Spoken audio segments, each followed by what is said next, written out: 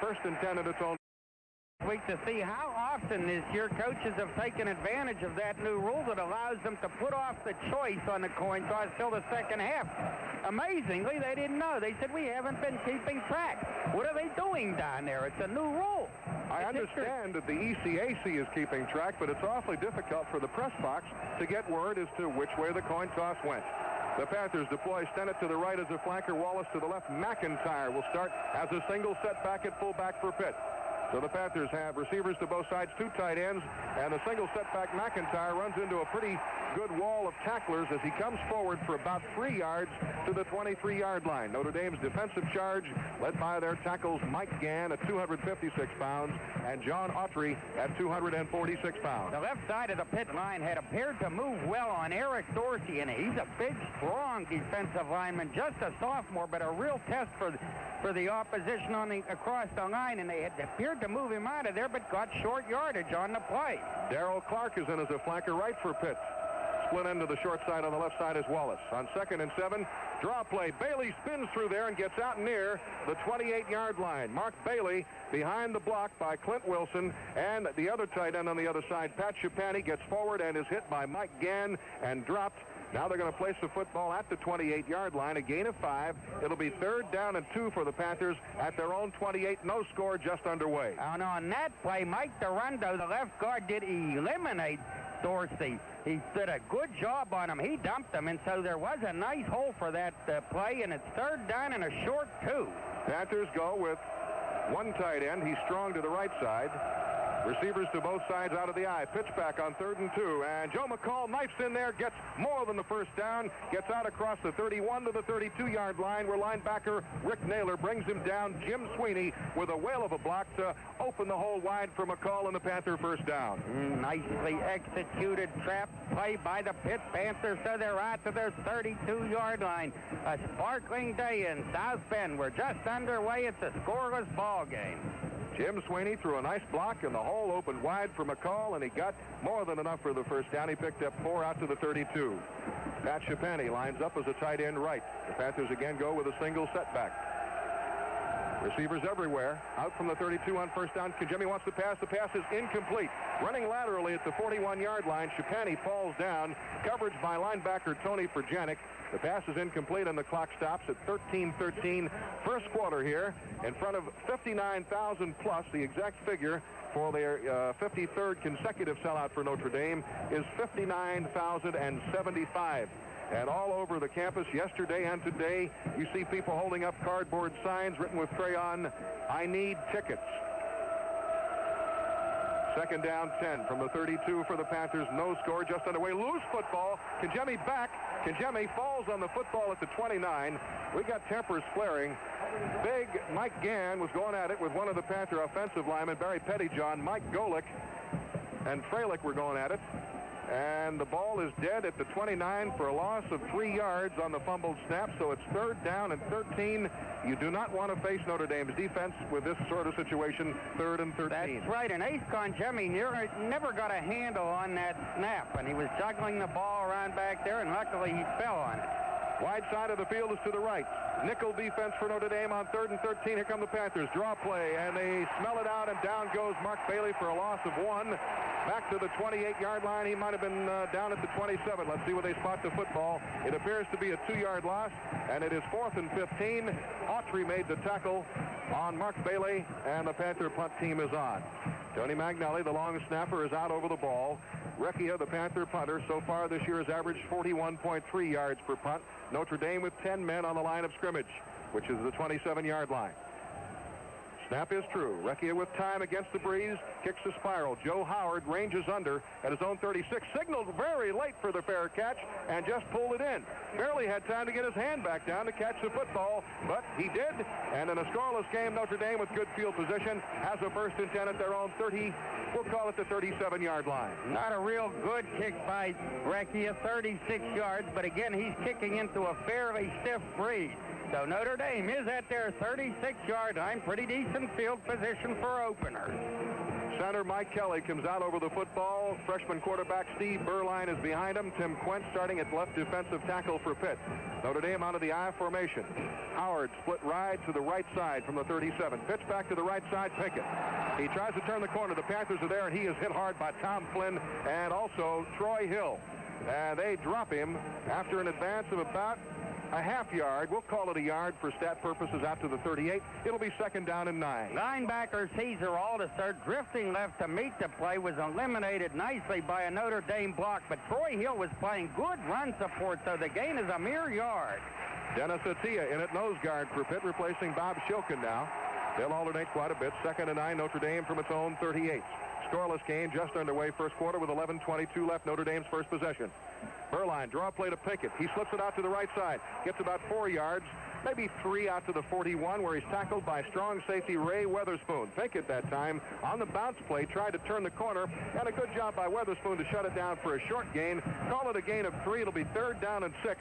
Notre Dame operate from its own 41-yard line. And now Shilkin back in at middle guard for the Panthers. And if 2 plays indicate a pattern, and they don't, the Panthers today are hitting good. They're hitting sure. Wide side of the field is to the left. Notre Dame operates left to right in the first quarter, scoreless. Howard to one side, Jackson split to the other. Out of the I formation, Notre Dame 3rd and 6 from its own 41. Berline back to pass, has a lot of time. Fires over, and it's almost picked off at the 42-yard line. The intended receiver was Chris Smith, the fullback.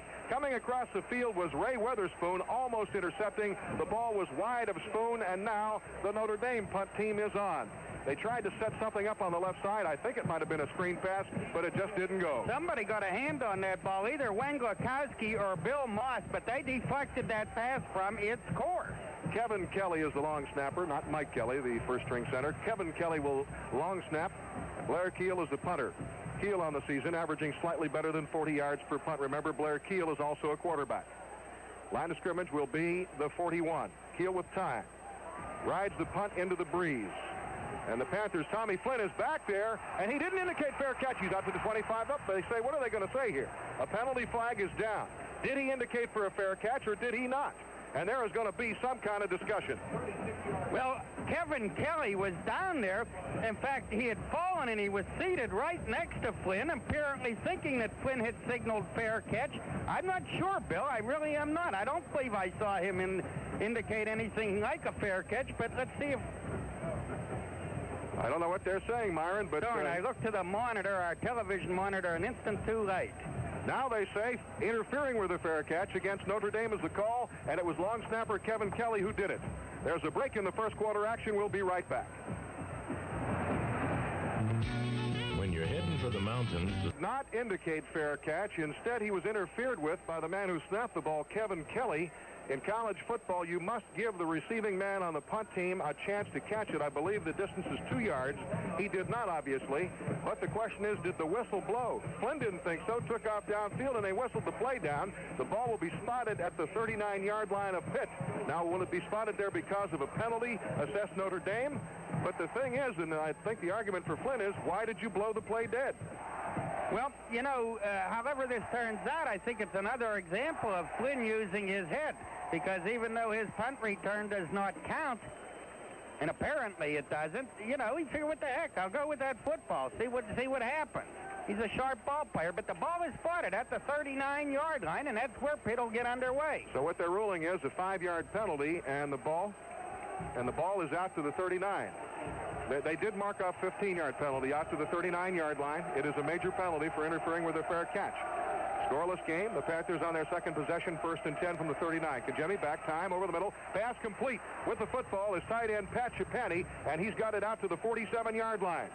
We pause now for station identification on the Panthers Football Network.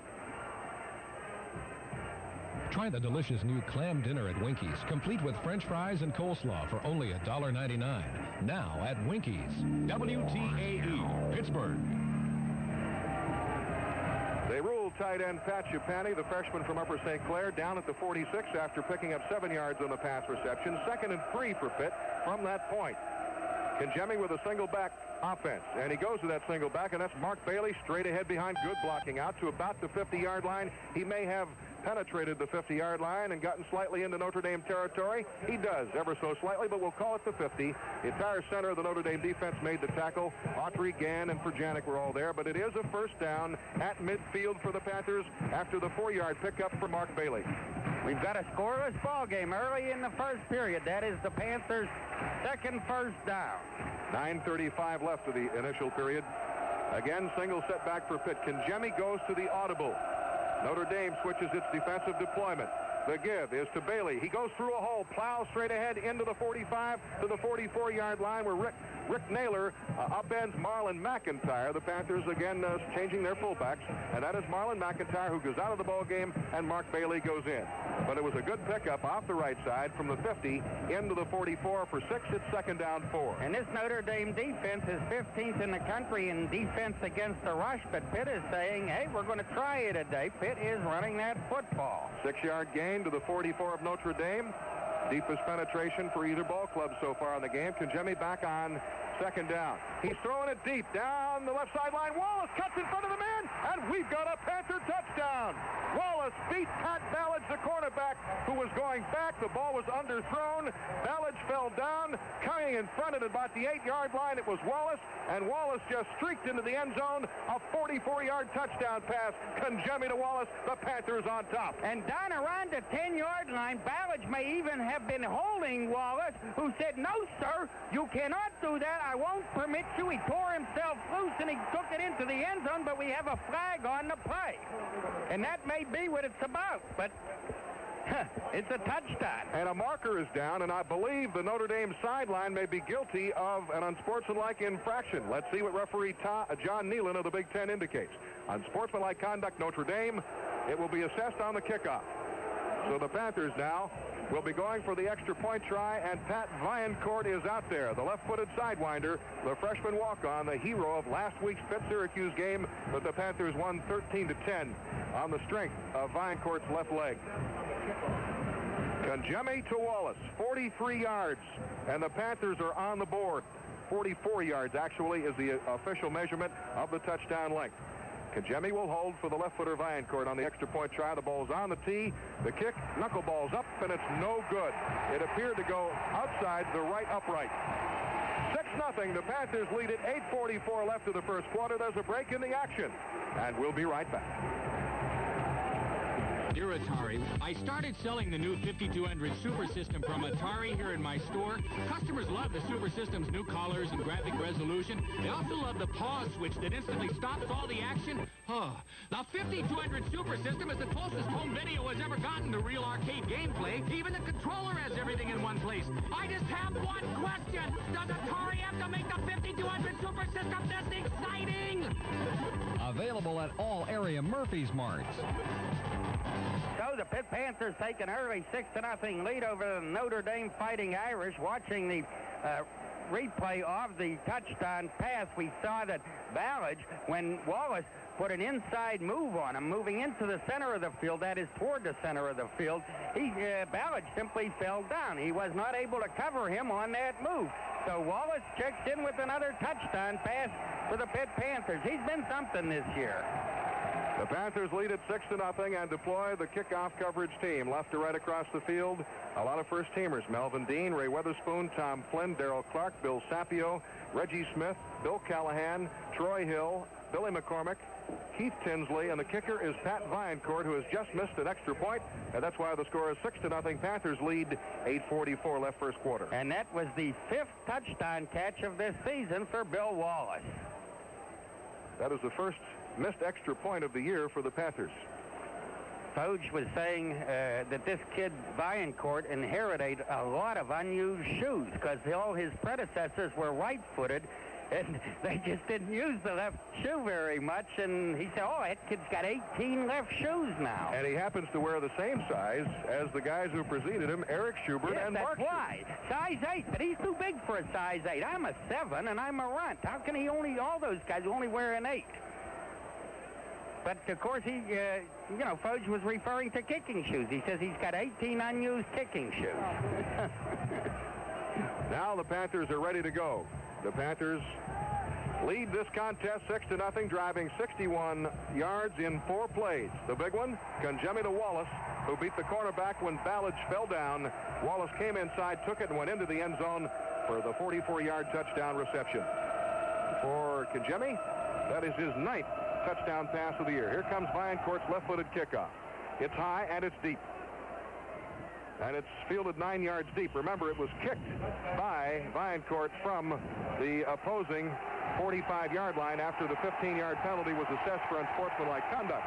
Now the crowd becomes a bit animated. Notre Dame trails 6-0 and starts 1st and 10 from their own 20-yard line. But putting it in the end zone will make that kid feel a little better. When he missed that extra point, he whacked himself in the helmet. He clunked himself in the head as if to say, what's the matter with you? But maybe he'll settle down. Receivers split to both sides, out of the eye. Notre Dame on 1st and 10. Pinkett dots the eye. Berline steps in. Berline, draw play to Pinkett. Tries to bounce it outside. Loose football! The Panthers fall on it at the 13-yard line. Bukowski was there, but coming up with that football for Pitt is Troy Benson. And who has it? It is Troy Hill. The 2 Troys. Troy Hill comes up with the ball after Al Wenglakowski hits Pinkett and strips the football from him. Another big play this year from Al Wenglakowski. Just a little defensive end, but the pro scouts like him. They say you can't sell that guy short. Aldershot was on top of the ball carrier, but it was Wenglakowski coming from the backside underneath who I believe caused that football to be turned loose. Pitt at the 14-yard line. With a 1st and 10 out of the eye. Flanker right is Darrell Clark. Kangemi with a long count. Kangemi turns and pitches it back. McCall cuts against the grain and dives into about the 10-yard line where Notre Dame pinched it down. Perjanik got him and brought him down behind the block of Tony Brown. McCall got pretty good yardage, got 4, so it'll be 2nd down and 6. The Panthers can make a 1st down in the vicinity of the 4-yard line. The clock turns to 8:20 first quarter. Pitt ahead 6-0 on the touchdown pass. Kangemi to Wallace.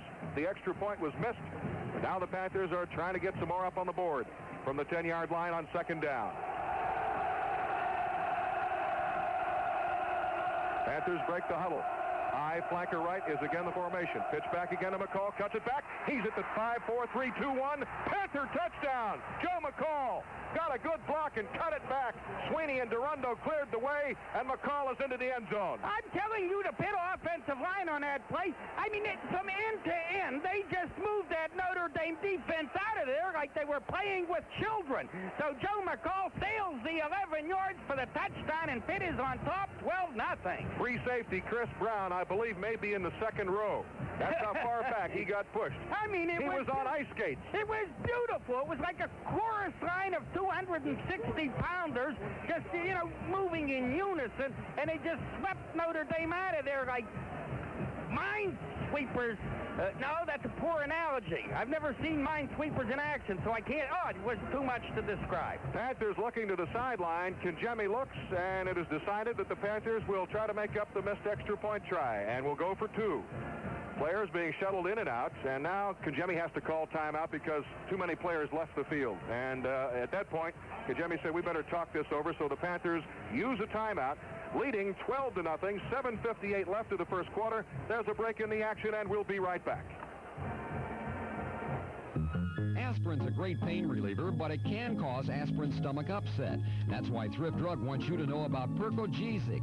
Percogesic with enhanced pain relievers contains no aspirin. Clinical tests prove Percogesic special formula is more effective than aspirin substitutes alone. Look for the 90-tablet size at Thrift Drug's everyday low price and get safe, effective pain relief without aspirin. For healthy savings on Percogesic and all your health and beauty needs, trust Thrift Drug.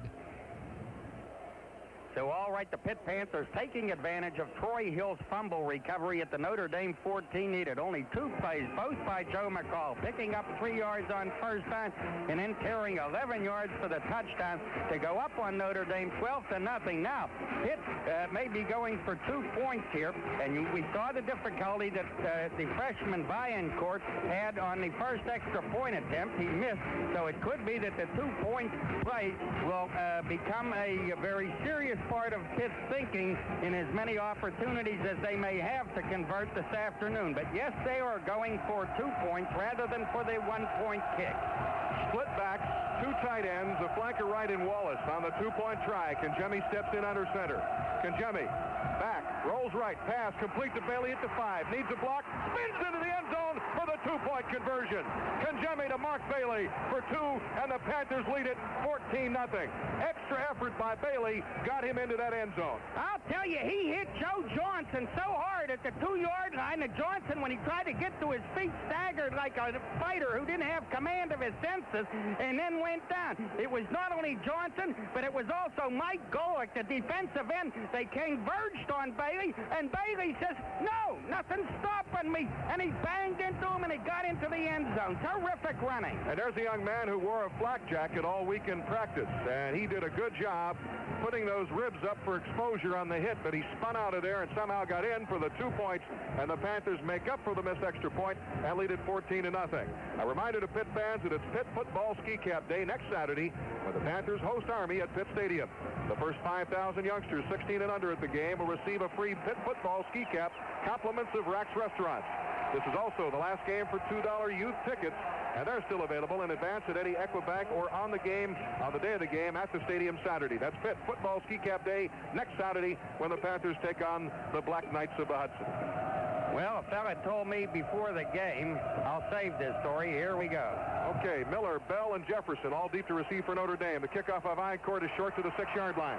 Out comes Alonzo Jefferson to the 10 to 20, and he's at the 30-yard line. Hit hard by Keith Tinsley at the 20-yard line and dropped at the 30, I should say. Notre Dame, good field position, trailing 14-0, 7:52 left first quarter. Fella had told me before the game, he said the Notre Dame coaches have been tight all week. I said, "Oh, you hear that stuff?" I said, "You can't put any stock in that."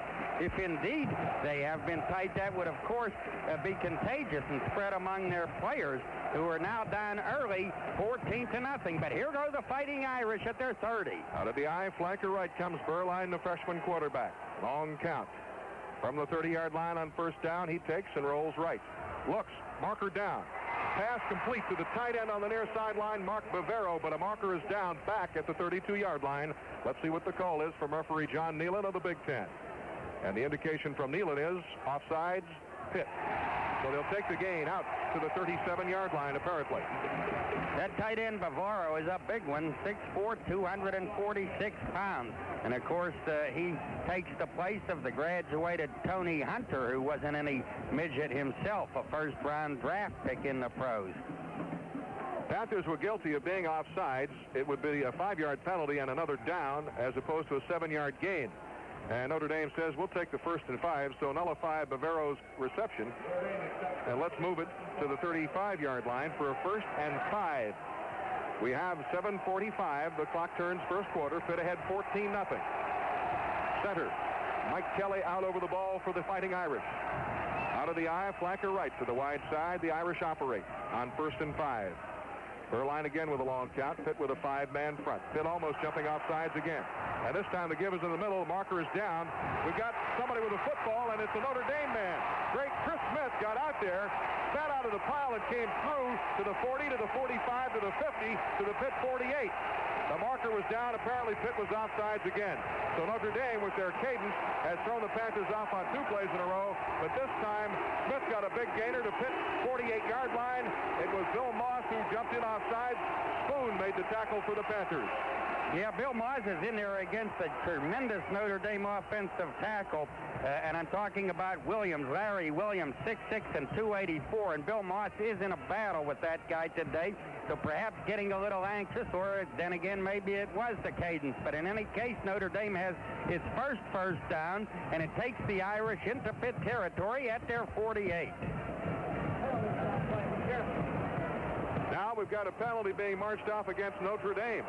And this is a major penalty, so apparently Notre Dame guilty of a personal foul after the play had been run. And the indication from referee John Nealon on sportsmanlike conduct, the Irish.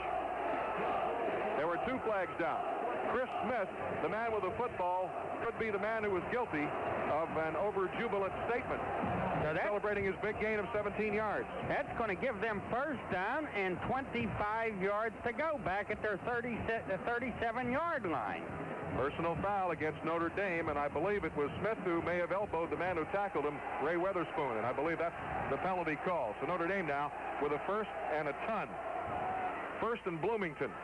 They fake the draw to Pickett. Fire over the middle of the pass. It's dropped by Howard at the Pitt 45-yard line. Joe Howard went up for the ball. It looked like it might have been a catchable football. He couldn't hold on to it. Troy Hill came across in front of him and may have got a piece of that football just as Joe Howard had it and was on his way. And Joe Howard, who knows but what he might have broken that all the way. There was another Pitt man downfield, but incomplete pass, so it is second down and 25. From the 36-yard line in Notre Dame territory, 6:56 remaining first quarter. Pitt ahead 14-0. They fake the draw again. Again, Burline back to pass. A lot of time. Fires to the near sideline, dropping the football. Bavaro at the 48-yard line of Notre Dame. Bavaro just standing there waiting, trying to stay in bounds, and he just simply took his eye off the ball, anticipating a hit from Troy Hill. Yes, I wasn't going to accuse him of hearing footsteps, but you have, so I don't have to. Exactly. Anticipating. That's nicely put. Yes. It's tough to take a hit and anticipate when it's going to happen and catch the football. Pitt ahead, 14-0. Now the Panthers go with Bill Callahan in there in place of Bob Shilkin, so it's a nickel defense. Notre Dame from its own 36 on second and 20, third and 25. Third and 25. Draw play. Pickett bounces it outside, gets to the 40, still on his feet at the 45, and the Panthers hit him hard at the 48-yard line of Notre Dame. I mean, he took a rap. Troy Hill came up and hit him hard. Bill Moss was also there, but Hill really put the tackle on him, and they spot the football at the Notre Dame 48. It'll be fourth down, well short of the 6, and the Notre Dame punt team is on. Blair Keel will be the punter for the Irish. And the Irish are trailing 14-0 with 6 minutes and some seconds left in the first period, and now they have a chance to put Pitt in the hole for the first time today. Pickett got 12 on the play, so it's fourth and about 13. The Irish trailing 14-0. Now about two-thirds of this field is in shadow. Heel gets the snap and delivers a high floating kick.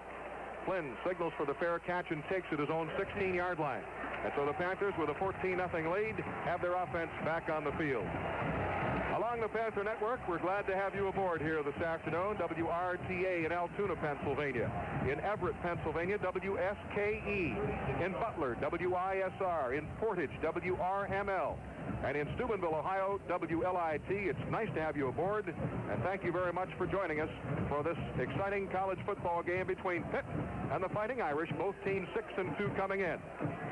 A 36-yard punt by Blair Keel. Twice he has punted today for the same distance, both times. 36 yards. Pitt at their 16-yard line. Little story about Ace Conjemi, who's down there now, the quarterback. Pitt right now, he's trotting over to the sideline to talk things over with the coach.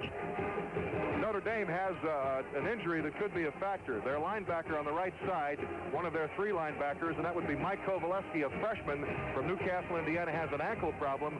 So into the lineup is Joe Bars, a junior from Farmington, Michigan. You know, when Ace Conjemi, following his senior season of high school ball down in Fort Lauderdale, he was given a nice award by the Fort Lauderdale Touchdown Club, and the main speaker that night, the man who presented him with the award, was none other than Jerry Faust. He says, "Where are you going to college?" He said, "Either Michigan or Pitt." He said, "In that case, we'll be seeing one another in either case." And then he explained to him that he was going after two other quarterbacks. Don't feel bad, kid, blah, blah, blah. First and 10, Conjemi from his own 16.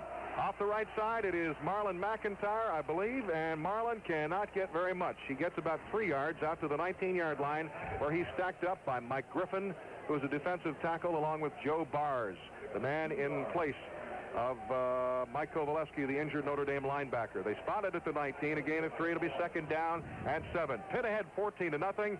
The Panthers got a 44-yard touchdown pass, Conjemi to Wallace, missed the extra point. Then a Pinkett fumble. Panthers at the 14, took it in 2 plays later. McCall from the 10, the 2-point conversion, Conjemi to Bailey, and the Panthers lead at 14-0. Second and 7 from their own 19. Conjemi back. Big rush, and they block the pass down, incomplete. Going high in the air to come down and knock the football down on the blitz was Rick Naylor, the linebacker. Kijemi had no chance. They had a nickel defense set up, but they blitzed out of that, and it's incomplete. It'll set up a 3rd down and 7. By the way, a footnote to Kijemi's touchdown pass. That was the first touchdown pass scored on Notre Dame in 23 consecutive quarters, Bill. And McCall's run for a touchdown was only the 4th rushing touchdown scored on Notre Dame in the same period of time, 23 quarters. Panthers go with a single setback. Receivers everywhere. On 3rd and 7, Kijemi delivers to Wallace, complete at the 32-yard line. Wallace hit immediately. They'll knock it down at the 31-yard line, but that's more than enough for the Pitt first down. And it was one of those spot passes because Kijemi just turned and said, I'm throwing to a spot. Wallace, you be there. And Wallace was. Took a hard hit, but still got the first down. Yeah, get a few yards beyond the sticks, kiddo, and that's what Wallace did. And Kijemi is now a nice 3 for 5 throwing the football, and Pitt has a first down. The Panthers 5th at their 31-yard line. 12-yard gain, Kijemi to Wallace. Darrell Clark is now as a flanker to the right side. The short side is to the left, and that's where Wallace is, out of the eye. Operates Kijemi and the Panthers 1st and 10. And they go misdirection. Here comes McCall across the 30, but they get his ankles as he crosses the 35 and is dragged down at the 36 by strong safety Joe Johnson. 4:41, turning clock first quarter. Pitt ahead 14-0. Pitt with the football. Well, Bill Freilich was pulling out of the line and leading the way, and he brushed Joe Johnson, but did no more than that. He was headed for bigger fish downfield, perhaps, but Joe Johnson made the tackle. So it's 2nd down and 5. From the 36. Panthers go to split backs. McCall is back alongside Marlon McIntyre. And on 2nd and 5, Kijemi wants to throw it again. Circle right out of the backfield. Here comes Mack. He's at the 35. Hard hit at the 39-yard line. Short of the first down by cornerback Troy Wilson. A good tackle on McIntyre prevented the Panther first down. Let's see where they spot it. It appears to be the 39-yard line. A pickup of only 3 yards on the pass completion. 3rd down and 2. The clock is at 3:53 and it turns here in the first quarter. The Panthers lead at 14-0.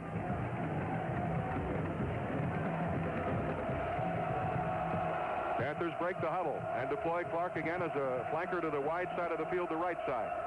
Pitch back to the I-back. Here comes McCall. Turns the corner. Gets the first down out to the 41, to the 42, to the 43-yard line, where linebacker Tony Furjanic made the tackle, but not before McCall, who had a pretty good hole to run through, thanks to Barry Pettyjohn, gets the Panther first down. And thanks to tight end Pat Chapani, who blocked out the outside linebacker, Mike Golick. Golick, by the way, yes, he is the kid brother of Bob Golick, the nose tackle for the Cleveland Browns. He has an older brother, Greg Golick, who is an offensive lineman on this Notre Dame team, but just a 3rd teamer. Mike is a junior, I do believe, and he's a starting linebacker. They call it the Golick connection, and it's a long list of brothers.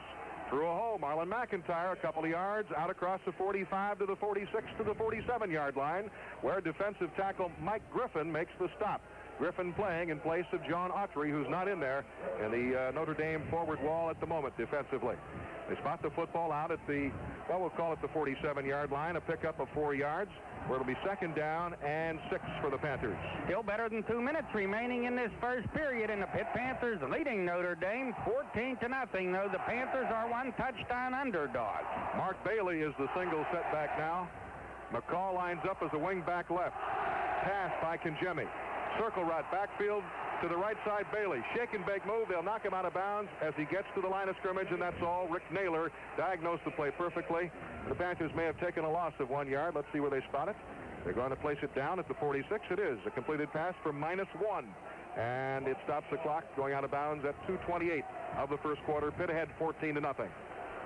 So it would appear that the Fighting Irish are starting now to read that little flare, and Kijemi is 5 for 7, but that an unsuccessful completion. Nickel defense for the Irish. Pitt 3rd and 7 from its own 46.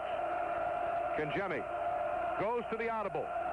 Brings his wing back in a little tighter. Wants to pass. Short pocket pass complete. And a hit is made immediately at the 49-yard line by Pat Ballage with the football. It was split end Bill Wallace, and he was short of the sticks. It'll bring up 4th down, and the Panther punt team comes on.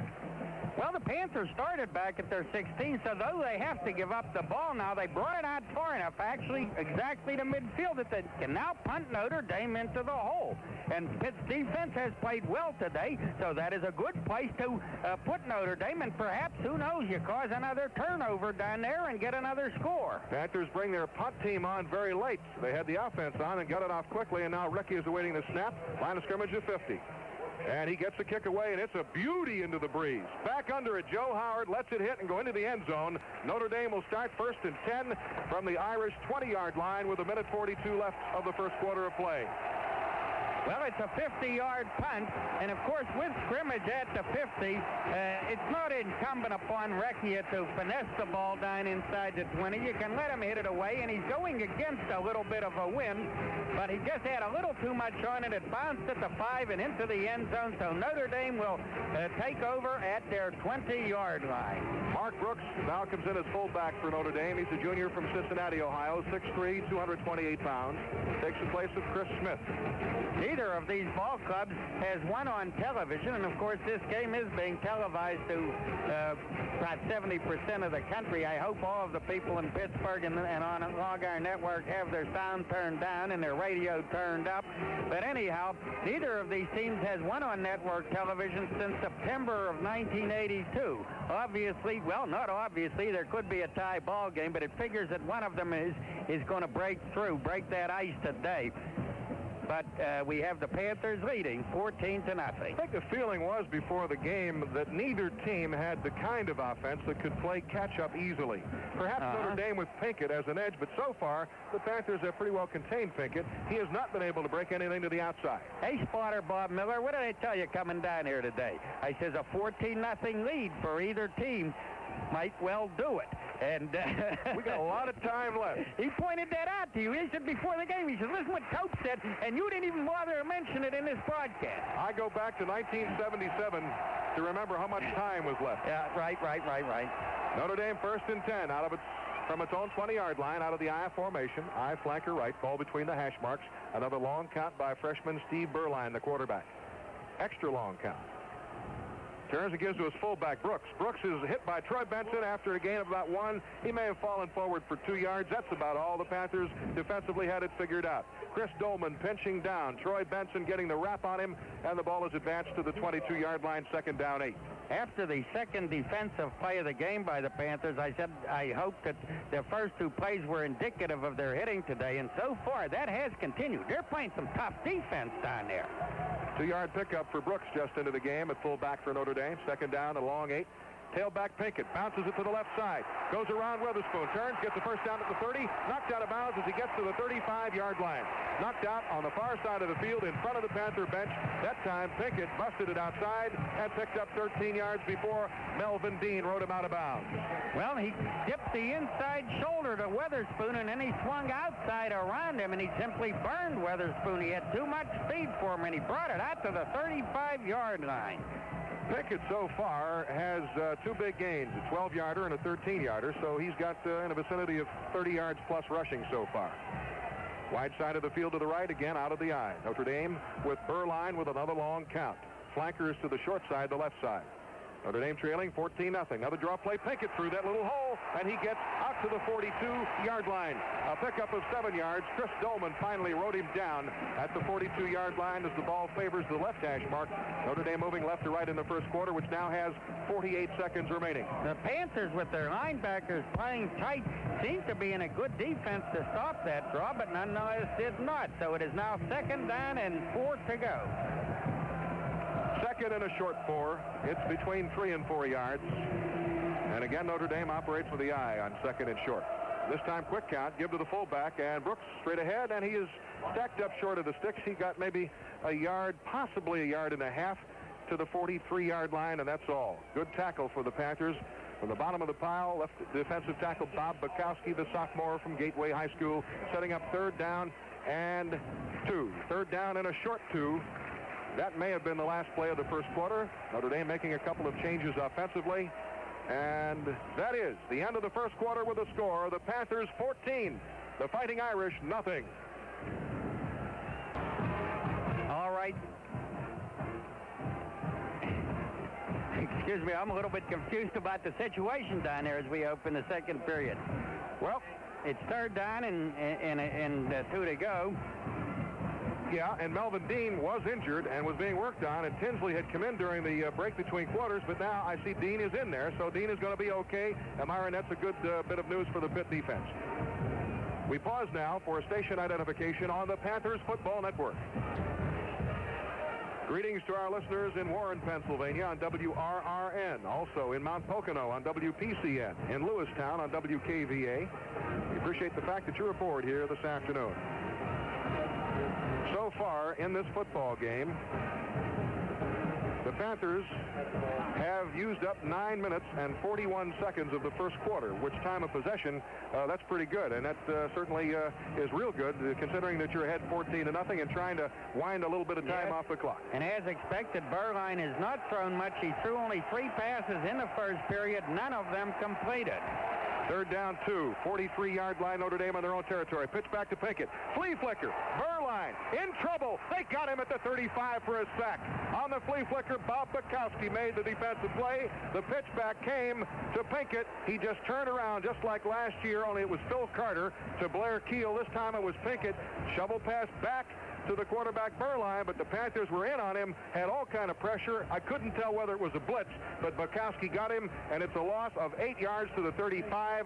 Blair Keel and the Irish punt team are on the field. Well, surely they'd have thought Pitt would be ready for it this year after having been burned so badly by it last year when their perfect record and #1 ranking went down the drain. Loss of 8 yards to the 35. Pitt with 10 men on the line of scrimmage. Now they only have 8, but Keel gets it away, and it's a beauty. A spiral into the wind. Flynn back, takes it his own 20. Looks for the wall. It's not there now. Goes to the wide side, turns it back, and gets out to the 29-yard line. So he gets a 9-yard punt return, which is just slightly below his average of about 10 yards on the season. A nice 45-yard punt by Keel, so the Pitt Panthers actually will have the football at their 29.5-yard line early in the second quarter. They try to fatten a 14-0 lead. Scoreboard is calling it the 30-yard line, so we'll go along with that. All Keep right. the stats nice and well-rounded. After a sideline conference, Kangemi is late arriving to the huddle. Marlon McIntyre, the fullback. The tailback is McCall. Pitt will line up in the eye. Clark will be a flanker to the left side, which is basically the wide side, and Wallace split end right. Sweeney out over the football for the Panthers. Pitch back to the left side, McCall. Sidesteps one tackler, sidesteps another, and gets out to about the 33-yard line. Picked up 3 on the play, but it could have been a loss, but he avoided the loss with a good move back behind the line of scrimmage. Good block by Tony Brown. Fine tackle for the Irish by linebacker Tony Furjanic. And he got a block from Clint Wilson, a tight end who took care of Bob Golick, Mike Golick. Bob's with Cleveland. Mike Golick, the linebacker. Second down and 7. After the 3-yard pickup by McCall. Now Clark comes as a wide out to the right side, flanker. Split end left to the short side is Wallace. Single setback is Mark Bailey. Kangemi straight back to pass on 2nd and 7. With time, fires over the middle. Complete. Here comes Bill Wallace. Slips out of one tackler's grasp, and they push him down at the 44-yard line, but it's a good pickup of 11 yards. Bill Wallace on the receiving end of a Kangemi pass. Naylor made the tackle for Notre Dame, but not before the sticks are moved. And it was Pat Ballage, the sophomore cornerback, who had a piece of Wallace, but Wallace would not hear of being thrown down, and he wanted a couple of more yards out of it and got a first down at the 44-yard line. The Panthers with excellent field position and a 14-0 lead, 13-18 left second quarter. Single setback, flanker right. Kangemi back, sideline pattern, and it is incomplete. The intended receiver running up the sideline was Jeff Casper, and it looked for a minute like he was out of bounds running that pattern from our vantage point here, and the pass was over his head, out of bounds, incomplete. It was immaterial. Coverage by Pat Ballage. That'll stop the clock at 13-10. Second quarter, it's second down 10, Pitt from its own 44, and the Panthers leading at 14-0. Only Kangemi's third incomplete pass. He's thrown 10 times. Good coverage that time by Ballage. Caused the incompletion. Actually, Kangemi threw the high pass. Panthers misdirection play. They slip it to the right side to McCall. Turns it upfield behind the block and gets to about the 50-yard line for 6 yards. McCall with a good run. Nickel defense was on the field for the Irish. Good blocking from Freilich, and Durundo made that play possible. And I think what I see the Panthers doing today, Meyer, in a pattern there, the cutback seems to be working. It does indeed. And on that play, Tony Frajanek, a linebacker, was a reception committee for Bill Freilich, pulling and running to his right. Frajanek had the misfortune to be there. Did he get flattened, or did he get flattened? Again, the nickel defense for the Irish, this time 3rd and 4 from the 50-yard line. Can Jimmy draw play to McIntyre? They've got him, but good strength, and he just falls forward what appears to be close enough for a first down. They're probably going to have to measure. I mean to tell you, the tackler had his arms wrapped around McIntyre. Gann had him, but Mac, with those powerful legs, just churned and churned, and he appears to have, and he does indeed have the Panther first down at the Notre Dame 46-yard line. The Panthers' 7th first down of this ball game, so they're moving in Notre Dame territory, having started back at their own 30. Yeah, that was hard running. That big guy, Gann, he by all rights should have nailed him before he crossed the line of scrimmage. Looked like one of those shows you see where they horses pull the heavy weights. 1st and 10. Pitt at the Notre Dame 46. Pitch back, reverse. And here comes Stennett to the 50, 45, 40. First down at the 35, 30. Cuts it back to the 25, 20, and is down at the 18-yard line. The Panthers pitched it back, and with the football, it was Joe McCall who handed it off to the flanker coming around Matt Stennett. Stennett turned the left side and picked up gobs of yardage. They spot the football down at the 17-yard line, so that means he picked up 29 yards. And on that play, I tell you something, Stennett had Freilich way downfield at around the 30-yard line, but Freilich missed the block, but Stennett beat the man with a nifty inside move and took it down to the 18 or the 17-yard line. Where it's 1st and 10 out of the I. Kangemi goes to the audible. Wide side of the field is to the right. The Panthers come out of the I formation. Clark is a flanker right. Clark for the corner of the end zone. It's going to be overthrown, incomplete. That's the play Kangemi went to when he saw the coverage, and sliding out of bounds, it was Clark along with the coverage man Troy Wilson. Wilson did a good job of making sure that Clark didn't get around him, so Kangemi's pass was over the top of the heads of both young men. Bill, I guess Stennett's gain actually would have been good. Yeah, 29 you called it? Yeah, that's right. 29 yards. 28 yards maybe. Well, it was from the 46 to the 17, well, I believe, or are they calling it the 18? They're calling it the 17, so that looks like 29 to me. No time for me to be nitpicking. It's exciting down there. 2nd and 10 at the 17. Clock stopped at 11:32, second quarter. Pitch back to the left side, McCall. Good blocking, but he slips and falls as he gets to the 15-yard line. Freilich had it sealed off. Freilich had his man. Durundo had his man, and McCall just slipped when he made the cutback. Exactly right. There was yardage to be made there. The line had come off the ball well, but the ball carrier simply slipped and went down. Holding call against the Panthers. Ouch. A final score, Bill. West Virginia has beaten Temple 27-19. Let me see what I have on Penn State. Final, Penn State 38, round 21. So it wasn't as bad as a lot of people had expected. Some other scores in the third period. Baylor and Arkansas tied 21-21. Boston College in the fourth period is walloping Army 34-7. Maryland has gone out in front of Auburn in the fourth period 17-14. And Florida in the first period holds a 6-3 lead over Georgia. It does not appear to be as windy right now as it was at the start of the game. No, it does not. It appears to be 12-15. The holding call brings the ball out across the 25, and they spot it at the 27-yard line. It's a 10-yard holding call. It'll still be second down, and now it'll be second down and 20, the Panthers from the 27. How about this score in the fourth period? East Carolina 7, Miami of Florida 6. And the Panthers have to play East Carolina next year. Single setback. 2nd and 20, Pitt from the Notre Dame 27. Pitt leading 14-0. Big rush. Kangemi is hit and sacked at the 35. And there's all kind of tempers flaring. Durundo didn't like the way they were roughing up Kangemi, and he came back and peeled somebody off the pile. But there are no markers down. Rick Naylor will get credit for the sack, a loss of 8 yards to the 35-yard line. So the Panthers now, who were just a moment ago at the 17, thanks to a holding call and a sack, are back out at the 35 and face a third and long. So here, well, you're probably simply hoping to pick up a little yardage and perhaps get a field goal out of this. A good opportunity for a touchdown has been squandered. 3rd down and 28. The Panthers from the Notre Dame 35-yard line. 10:24 left of the second quarter. Single setback, flanker right. Kajemi back, 3-man rush. Fires a pass over the middle, and Wallace is hit hard, and the pass is incomplete. The ball was thrown high, and the man who hit him is down and out. Chris Brown, the free safety, is down and not moving. A whale of a collision. Wallace is injured, but he gets up and is trying to shake it off. But Chris Brown is down. 10:16 to go in the quarter. Pitt ahead 14-0. There's a break in the action, and we'll be right back. You call your stockbroker. Tom? Yeah. Jim here. I want to buy 500 shares of Comross. Comross. Wait a second. Let me check on them. Don't bother. I've been watching the company for quite a while. They're high-tech, and now's when I want in. Why pay your broker for advice you're not always using? Pittsburgh National Discount Brokerage can give you the same fast transactions and save you as much as 70% on commissions. Find out more about Pittsburgh National. Here's Joe Johnson.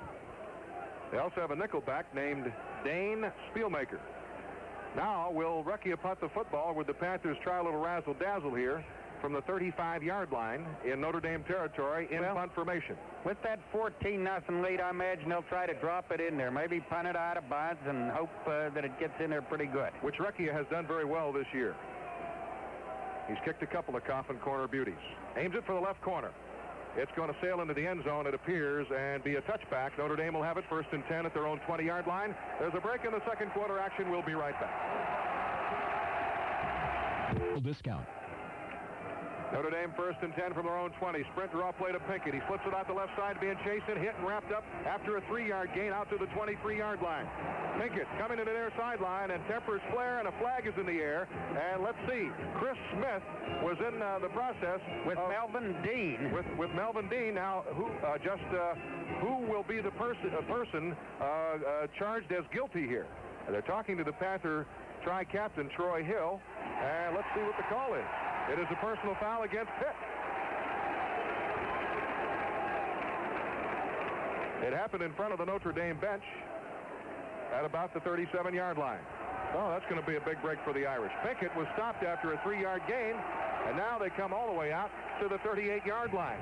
Well, you don't want to put handcuffs on your ball team. You want them to play vigorously, but at this point, the coaches might do well to say to their players, hey, when that whistle blows, hands off.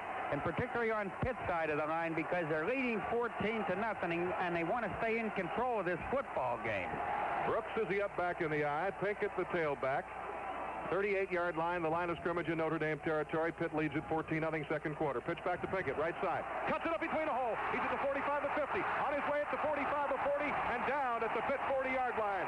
Pinkett got through a hole, probably not as wide as his body, and the elusive Pinkett took off and ran for 22 yards. Well, Milt Jackson, the flanker, was blocking downfield on, I believe, Troy Hill. And so if Tommy Flynn doesn't come to the rescue there, it schools out. It's the big 6 for Notre Dame. But there was Flynn on the spot to stop Pinkett, so the ball is at the Pitt 41. Burline steps in. They fake the pitch, and they give it to the fullback Brooks, and he hits... No, it's not Brooks, it's Chris Smith, and he gets a couple of yards into the 39 to the 38-yard line, where Panther linebacker Troy Benson, the junior from Altoona, along with help from strong safety Ray Weatherspoon, the senior from Clareton, make the stop on the play. At the 38-yard line, a gain of 2. It'll be 2nd down and 8 in Pitt territory. The score, Pitt 14, Notre Dame nothing. 8:52, the clock turns second quarter, and Notre Dame on the march. They make a change at left guard. Scale is out, and Derger is in for the Irish. Flanker left, out of the eye. Burline with a long count. Spins, hand off to Pinkett. Tries the right side, not much going on there. He gets a couple of yards to about the 36, and that's all, where Bill Moss, the Panther defensive right tackle from Newtown Square, Pennsylvania, had the wraps on him at the 36-yard line. Pickup of 2, it'll be 3rd down and 6. 8 minutes and 20 seconds remaining in the second quarter. Notre Dame down 14-0, tries to turn this game around, and a set of circumstances is helping them along, such as a sack, a penalty when Pitt was threatening to score, and now A penalty against Pitt in the secondary. You wonder when Berline's going to throw it. 3rd down and 6 from the 36-yard line at Pitt. He's going to throw it now. He's back, has time, looks, fires, intercepted Tommy Flynn. 30, 35, wide side at the 40. And needs a block, doesn't get it, and down he goes at the 40-yard line. They're going to put him down at the 39, but an interception by Tommy Flynn. The intended receiver, Joe Howard, was not anywhere near the football. Berline just threw it right into Flynn's arms. The Panthers keep the Irish off the board. There's a break in the second quarter action, and we'll be right back. Here's an inflation-fighting tip from Daly's. Buy Daly's fresh fruit-flavored concentrate. 1 gallon mixes with water to give you 6 gallons of good-tasting, low-cost-per-serving fruit drink that's better for you than those carbonated beverages. And there's no sugar needed. So the next... See that Chris Brown, the Notre Dame free safety who was injured a few minutes ago, is back in their secondary now. I imagine that Blair Keel is smoking down on the sideline because Berline, according to my unofficial stats, has thrown 4 times, completed none, and now he's thrown an interception. And Keel had made, he's outspoken in his criticism of Jerry Faust for taking his job away after the second game of the season and giving it to Berline. He doesn't mince any words. He said he doesn't like it. He thinks he earned a better shot than that playing through into his 4th year here. And so I would guess that he's standing along the sideline saying, I think I could do better than the freshman who is out there. Anyhow, Pitt has a first down following Tommy Flynn's interception at their 34-yard line. All of the field is in shadow now. 7:52 left, second quarter. Clark deployed as the flanker to the left side. McIntyre, the lone setback, gets the call off the left side. They seal it off, and Mack fights for yardage out to the 45-yard line. He picked up, I would say, about 7 yards, maybe 6 yards behind the blocking of Jim Sweeney. And finally, Joe Bars dragged him down just shy of the 45. Call it a 6-yard pickup and call it 2nd down and 4. And again, that Pitt offensive line coming off the ball like gangbusters. They are really beating Notre Dame to the punch down there in the trenches. Line of scrimmage of 45. Panthers started at about the 39 to give off the left side. Joe McCall cuts it back and gets the first down and more. He's not tackled till he reaches the Notre Dame 44-yard line. McCall around the left side, cut it back, good blocking. Finally, Naylor made the drag down at about the Notre Dame 44-yard line. Freilich again doing most of the damage up front. And the Irish trying to tackle both McCall and the football, trying to seize the football, but McCall clutching it determinedly and takes it inside the 45-yard line of the Fighting Irish. McCall got 10 yards from my best recollection there. Here comes Kangemi out of the eye. Quick pass, and it's batted into the air, incomplete. A marker is down. Pat Ballage got a hand on it on the corner fire, and the ball is batted down, and the Panthers may be hit with a procedure call here. They didn't take a set, I believe, in that. Now they're going to call offsides against Pitt. Somebody lined up offside. So the Panthers had McIntyre pick up 6, and then McCall picked up 10, and now the penalty, and this will be a 5-yarder. From the 44-yard line of Notre Dame out to the 49. It'll be 1st and 15.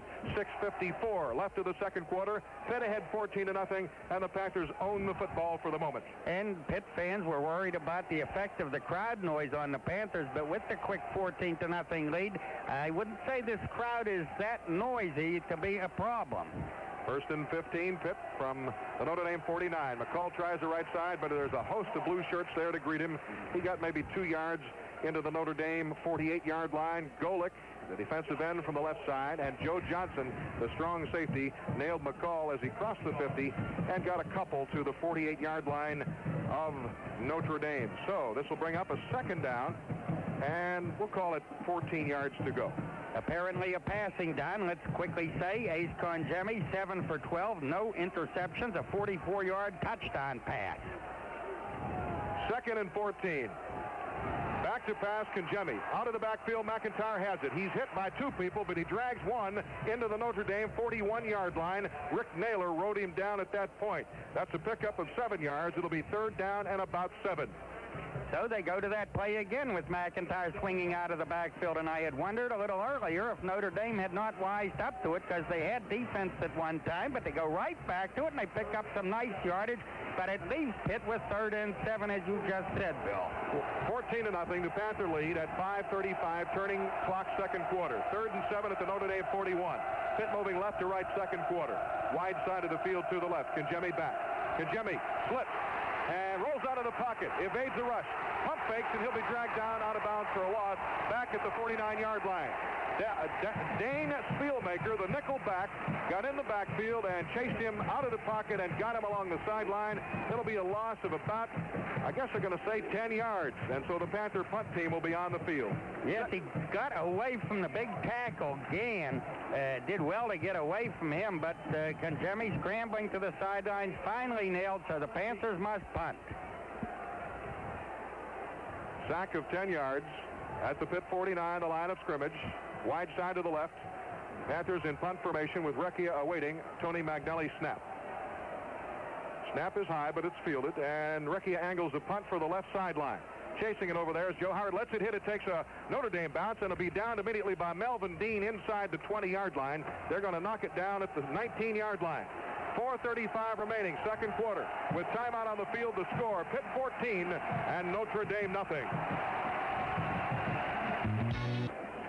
The punt by Tony Recchia, good for 32 yards. Actually, it was a pretty good punt and hit it on about the 16, but it unfortunately took a Notre Dame bounce.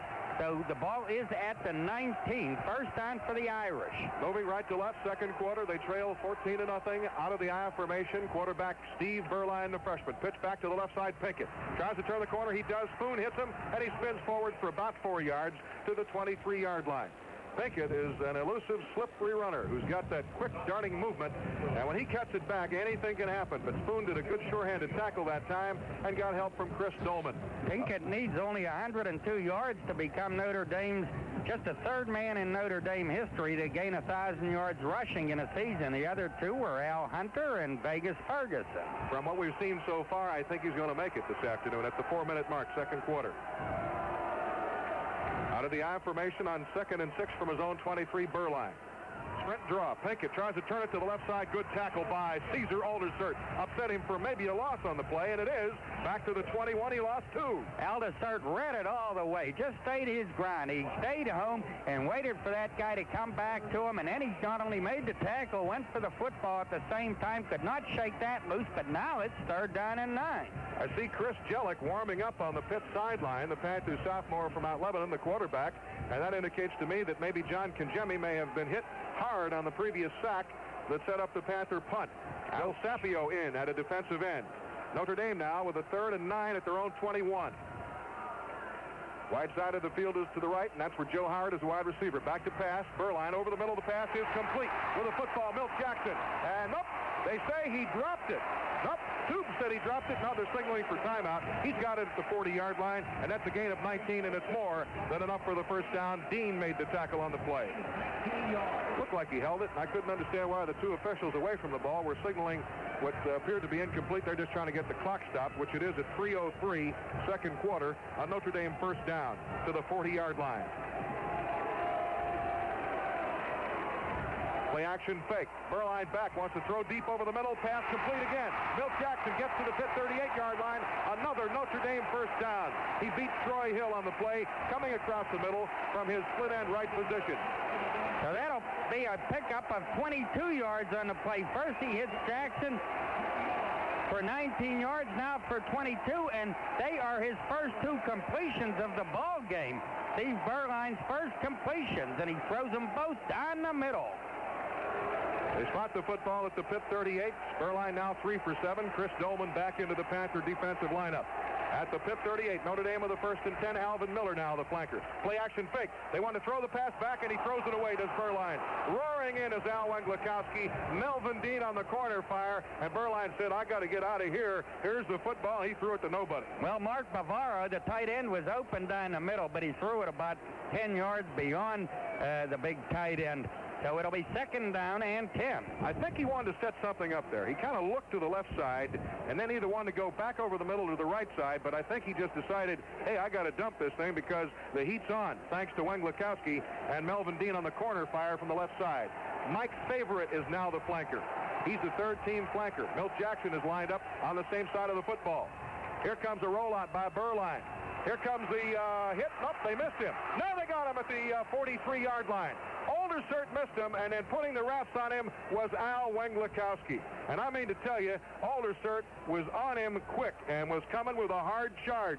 He got out of Aldershot's grasp, but then Wenglikowski knocked him down. The loss is back to the 43 of 5 yards. It'll set up a 3rd down and 15.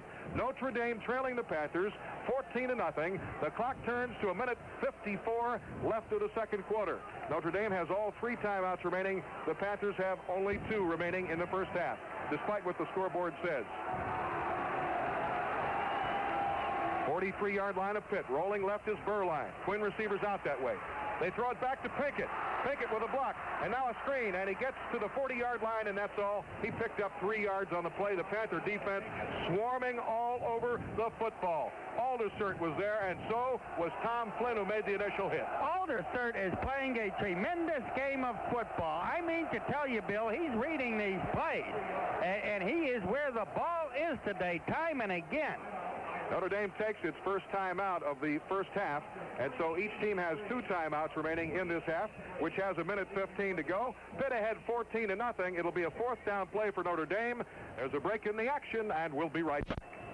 But you got to remember that the 2 guys on the end of the line, plus the man in the backfield, the up back, are eligible receivers if Keel would decide to throw it. Keel, a pretty good athlete, can run the ball too. 4th and 12. Notre Dame at the Pitt 40. Tommy Flynn is not back in his normal deep safety position. He's playing at about the 20-yard line, just in case Notre Dame comes up with any gimmick of some sort. Keel awaiting the snap by the long snapper, and he gets a kick away. And it's high. It's going to be short. Flynn ranges under, signals for the fair catch. Notre Dame pulls it in at the 6-yard line. Under the football down there is Dan Corsero, a sophomore, and he did a good job of ranging under it and catching the punt since Flynn had signaled for the fair catch and got out of there. We pause for station identification on the Panthers Football Network. Try the delicious new clam dinner at Winky's, complete with French fries and coleslaw for only $1.99. Now at Winky's. WTAE, Pittsburgh. We assume that John Kangemi is injured. Chris Jellick is on the field for the Panthers and will be the quarterback. Pitt facing a 1st and 10 at its own 7. Pitt ahead 14-0. We have 1:07 left of the second quarter. Each team with 2 remaining timeouts. But I don't think that Pitt is going to use their timeouts to try to get a drive going back at their 7-yard line. And they used one. Just used one now. They heard you, Myron. Well, why? That is the question then. Okay, that's a good question. And apparently, breaking out of the huddle was Jellick, and apparently he sensed that perhaps what they were discussing in the huddle wasn't what it should have been called, and the Panthers decided we got to make sure down here because they do not want to give Notre Dame an easy, quick score with 1:07 left of the second quarter. They've got to try to use up the clock right now and try to get that 14-0 halftime lead. After the sideline conference, sophomore Jellick from Mount Lebanon is back on the field for Pitt. Well, apparently there were only 2 seconds left on the 25-second clock, so they called the timeout, and now they have 1 remaining. But the idea here is to use up the remaining 1 and 7 seconds while you got a 14-0 lead. Flanker is Darrell Clark. The split end to the other side is Bill Wallace out of the eye. Pitt 1st and 10 from its own 7. The spin into the fullback. The give is to Marlon McIntyre. He hits the stone wall, maybe gets the yard to the 8-yard line. Clock winds down to 1 minute now. Notre Dame has 2 timeouts left. The Panthers have but 1 here in the first half. Now we have the clock stopped, and the indication from referee John Nealon is the fact that the Irish have called timeout, so each team has now 1 remaining. You know, at halftime here today, Notre Dame is going to honor Moose Fischler, who was a guard back in the 1940s, and they're also going to honor Bill Shakespeare posthumously. He died in 1974. I'm going to have as my halftime guests Art Rooney Jr. and Joe Doyle, now retired, who was a longtime South Bend sports editor. And this is my, I'm he's going to find it interesting because I want to find out why Bill Shakespeare, who was the first-round draft pick the Steelers ever made back in 1936, the year the draft started, he was their #1 pick. I think I can guess why. He was from Notre Dame, so Art Rooney wanted him. But why didn't he play? Why didn't he sign a contract? He never played with the Steelers. He didn't go in. A lot of guys then weren't interested in pro ball, but I'm going to ask those guys, maybe solve that mystery. After the timeout, Pitt now facing a 2nd and 9 from its own 8. They pitch it, and up the left side comes tailback Joe McCall with a football. Got through a hole crossing the 10, got out to the 13-yard line, picked up about 4 yards, and the clock winds down to 43 seconds left of the quarter and a half. 14-0 the Panthers, each team with a timeout remaining. Chris Jellick is the quarterback, 5'11", 185 pounds, the sophomore from Mount Lebanon. Jellick on the young football season has completed all 3 of his attempts for 35 yards, and he did that all in the Louisville game several weeks back. The spin by Jellick, and the give to McIntyre, slides to the left side, gets out to the 15 to the 16-yard line. Notre Dame will use up its final timeout with 16 seconds left of the half.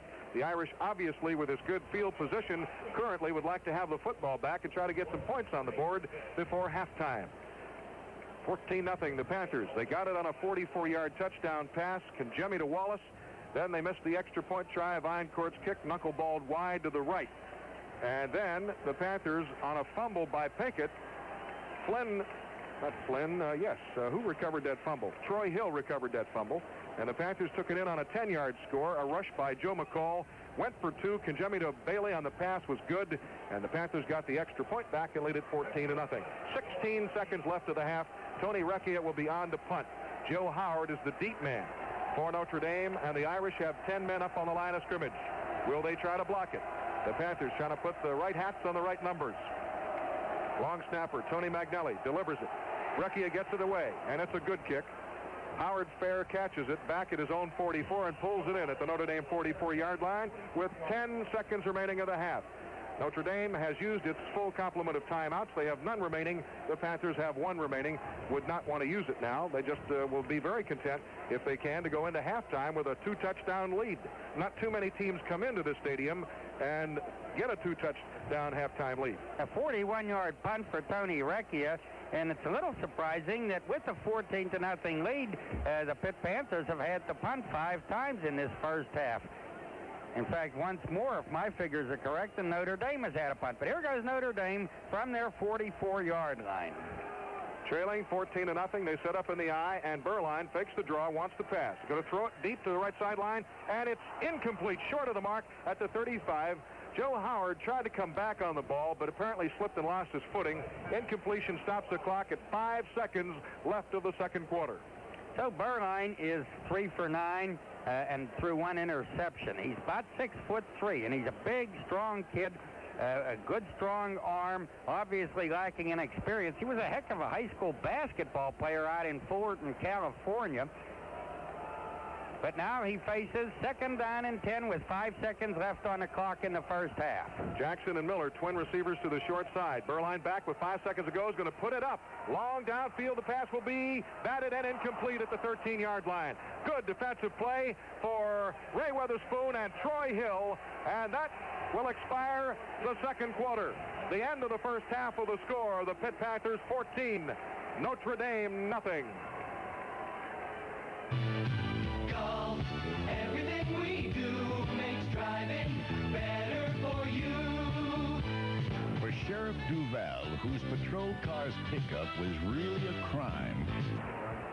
At the start of this football game, Notre Dame had won the coin toss and deferred, so now the Irish trailing 14-0 as we start the third quarter. They want the football, and they'll get it.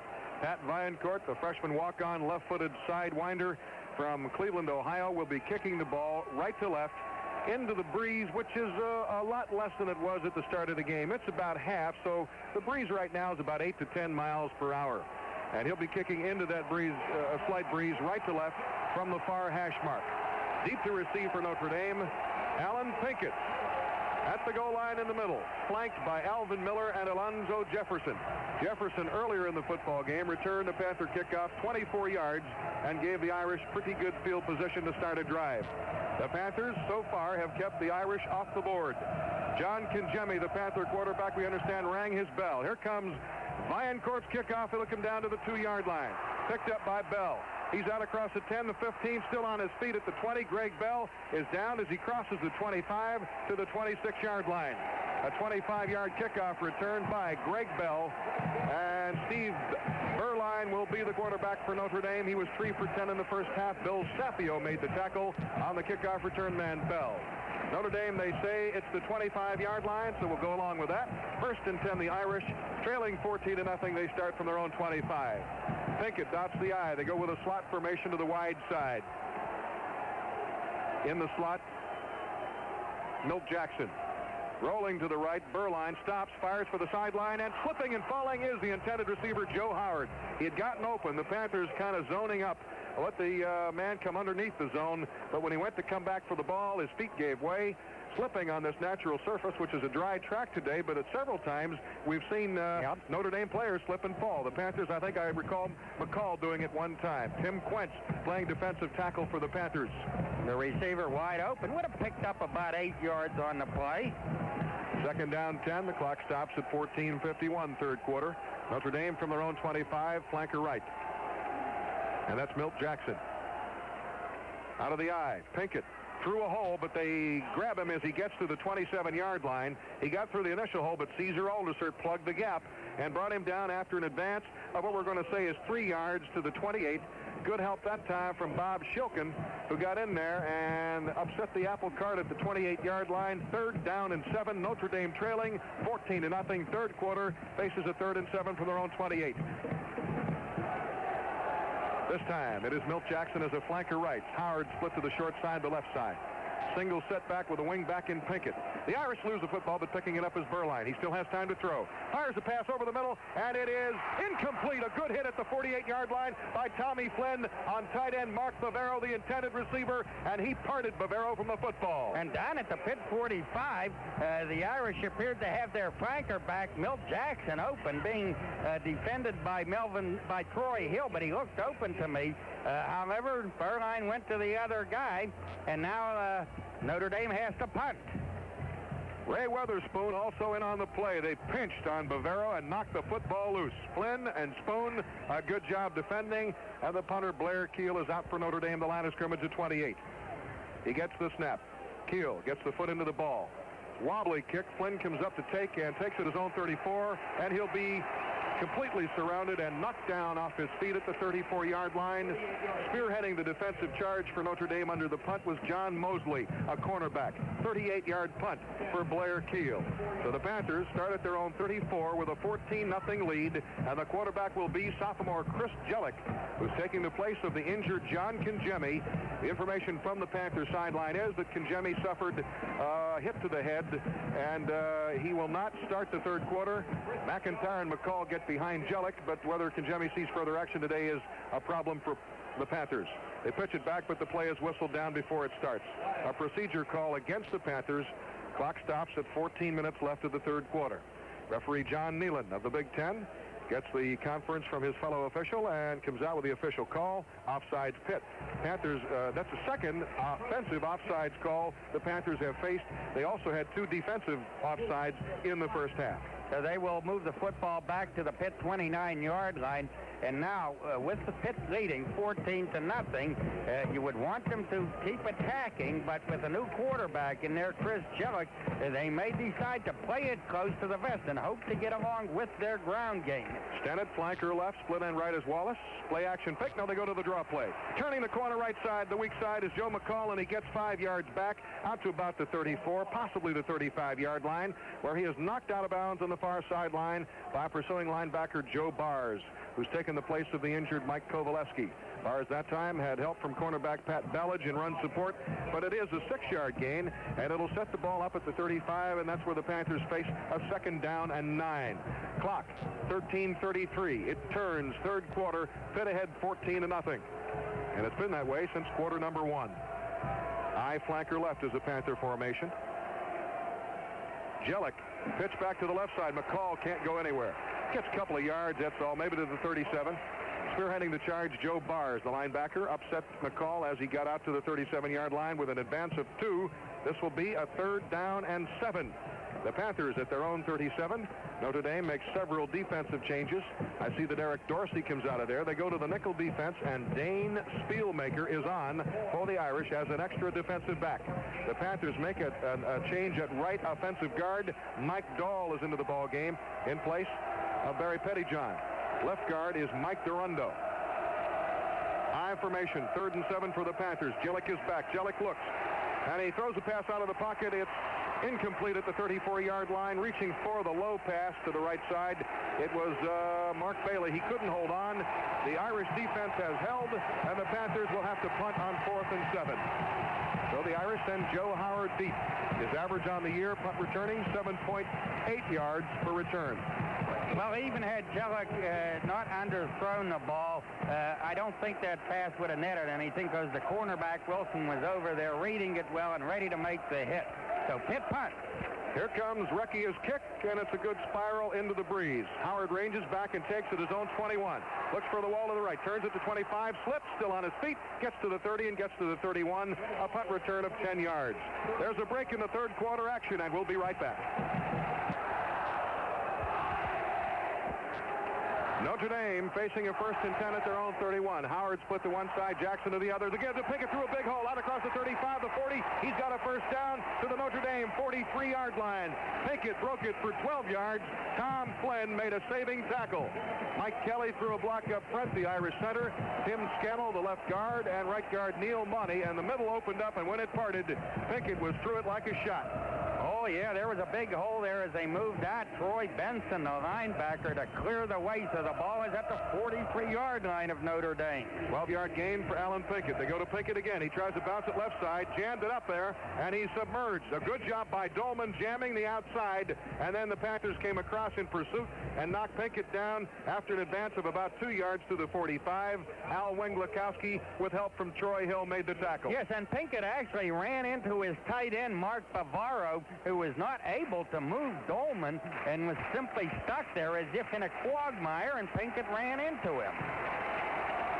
2nd down 8. Notre Dame from its own 45, trailing 14-0 third quarter, 11:34 remaining of this period. Long count by the freshman quarterback. Berline pitches it back to the left side, right side. Pinkett through a hole. He breaks the tackle, and he gets good yardage crossing the 50 to the 45.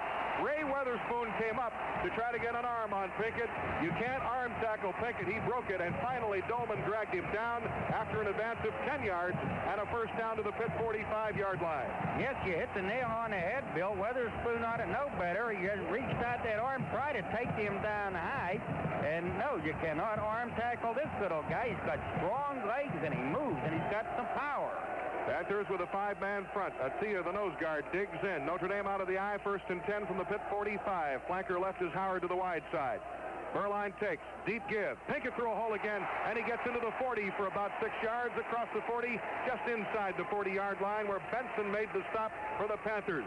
A 5-yard pickup for Alan Pinkett, the sophomore who came in needing 102 yards rushing to become only the 3rd back in Notre Dame history to amass 1,000 yards in a single season. Now, this is really the first time today that Notre Dame consistently is beating Pitt off the ball, that the Pitt defense is looking ragged and giving up good-sized holes. 2nd and 5 at the 40, delayed hit, and here comes Pinkett down for a sack. A delayed give off the left side. Moss came in, and he just surrounded the ball carrier Pinkett, stuck him. Tom Flynn put his nose in there, and it was a loss on the play of 5 yards back to the 45. That is a big defensive play. They tried the delayed give, the sprint draw left side to Pinkett. The Panthers, Moss and Flynn, shut it down.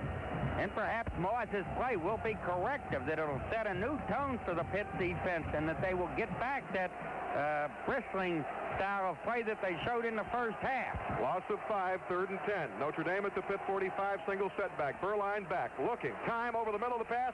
Complete with the football. Milt Jackson first down to the Pitt 20. He's finally ridden down as he gets to the 18-yard line. Making the tackle, Tom Flynn.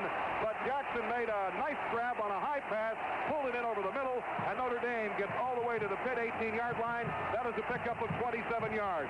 Yes, it is, and Milt Jackson is a big, strong young receiver, 6'4" and about 220 pounds, and he can fly. So the ball is at, indeed, the Pitt 18-yard line. That's the third big play for Jackson on the receiving end of a Burline pass. Out of the eye on first and 10, the 18. Pitch back to Pickett. Pickett is hit and dropped for a loss at the 20-yard line. Good defensive play for Troy Benson, who came in there, smelled the sweep to the right side, and just got Pickett, and down he went for a loss of 2. It'll be second down and 12. The clock is at 9:16 of the third quarter. Panther defense digs in, tries to keep Notre Dame off the board. Second down and 12, Notre Dame at the Pitt 20. Jackson, the deep threat, lines up as a flanker to the left side. Howard is split to the right. Out of the eye on second and 12 at the Pitt 20. Come the Irish with quarterback Burline. Short pocket pass over the right side, incomplete for Howard. He just misfired, missed the mark completely. Good thing, because the defender, Troy Hill, fell down when Howard made his cut to the inside. Oh, you betcha. And when Jackson made his inside move, and by the way, he's not the big guy I told you about. I had him mixed up with another young Notre Dame player. But anyhow, when he made his move to the inside, he was just wide open, because Troy Hill was indeed down on one knee. That had touchdown written all over it, but Burline overthrew. So the ball is at the 20-yard line, third down and 12. And the clock is stopped at 8:53 left of the third quarter. Third and 12. Notre Dame breaks the huddle. They deploy Howard as a flanker left. Jackson split to the right side. Play action fake to Pickett. Burline back. Pumps once. Fires over the middle. And it's batted in the air, incomplete. A good defensive play for Ray Weatherspoon on the intended receiver, Milt Jackson, who was cutting across near the goal line toward the left side. Coming back against it to defend was Weatherspoon. And I know Coach Fazio is thinking, Spoon, if you can hold on to that. Oh, boy. We have the football. That football was right there for an interception right off his chest, I do believe. And Ray Weatherspoon is kicking himself. But it is fourth down and 12 now, and Notre Dame will apparently attempt a field goal. They trail 14-0. Kevin Smith to hold. The kicker is Mike Johnston, 8 for 15 on the year. This will be a 37-yard field goal attempt, angle right to left. Notre Dame looking to get on the board.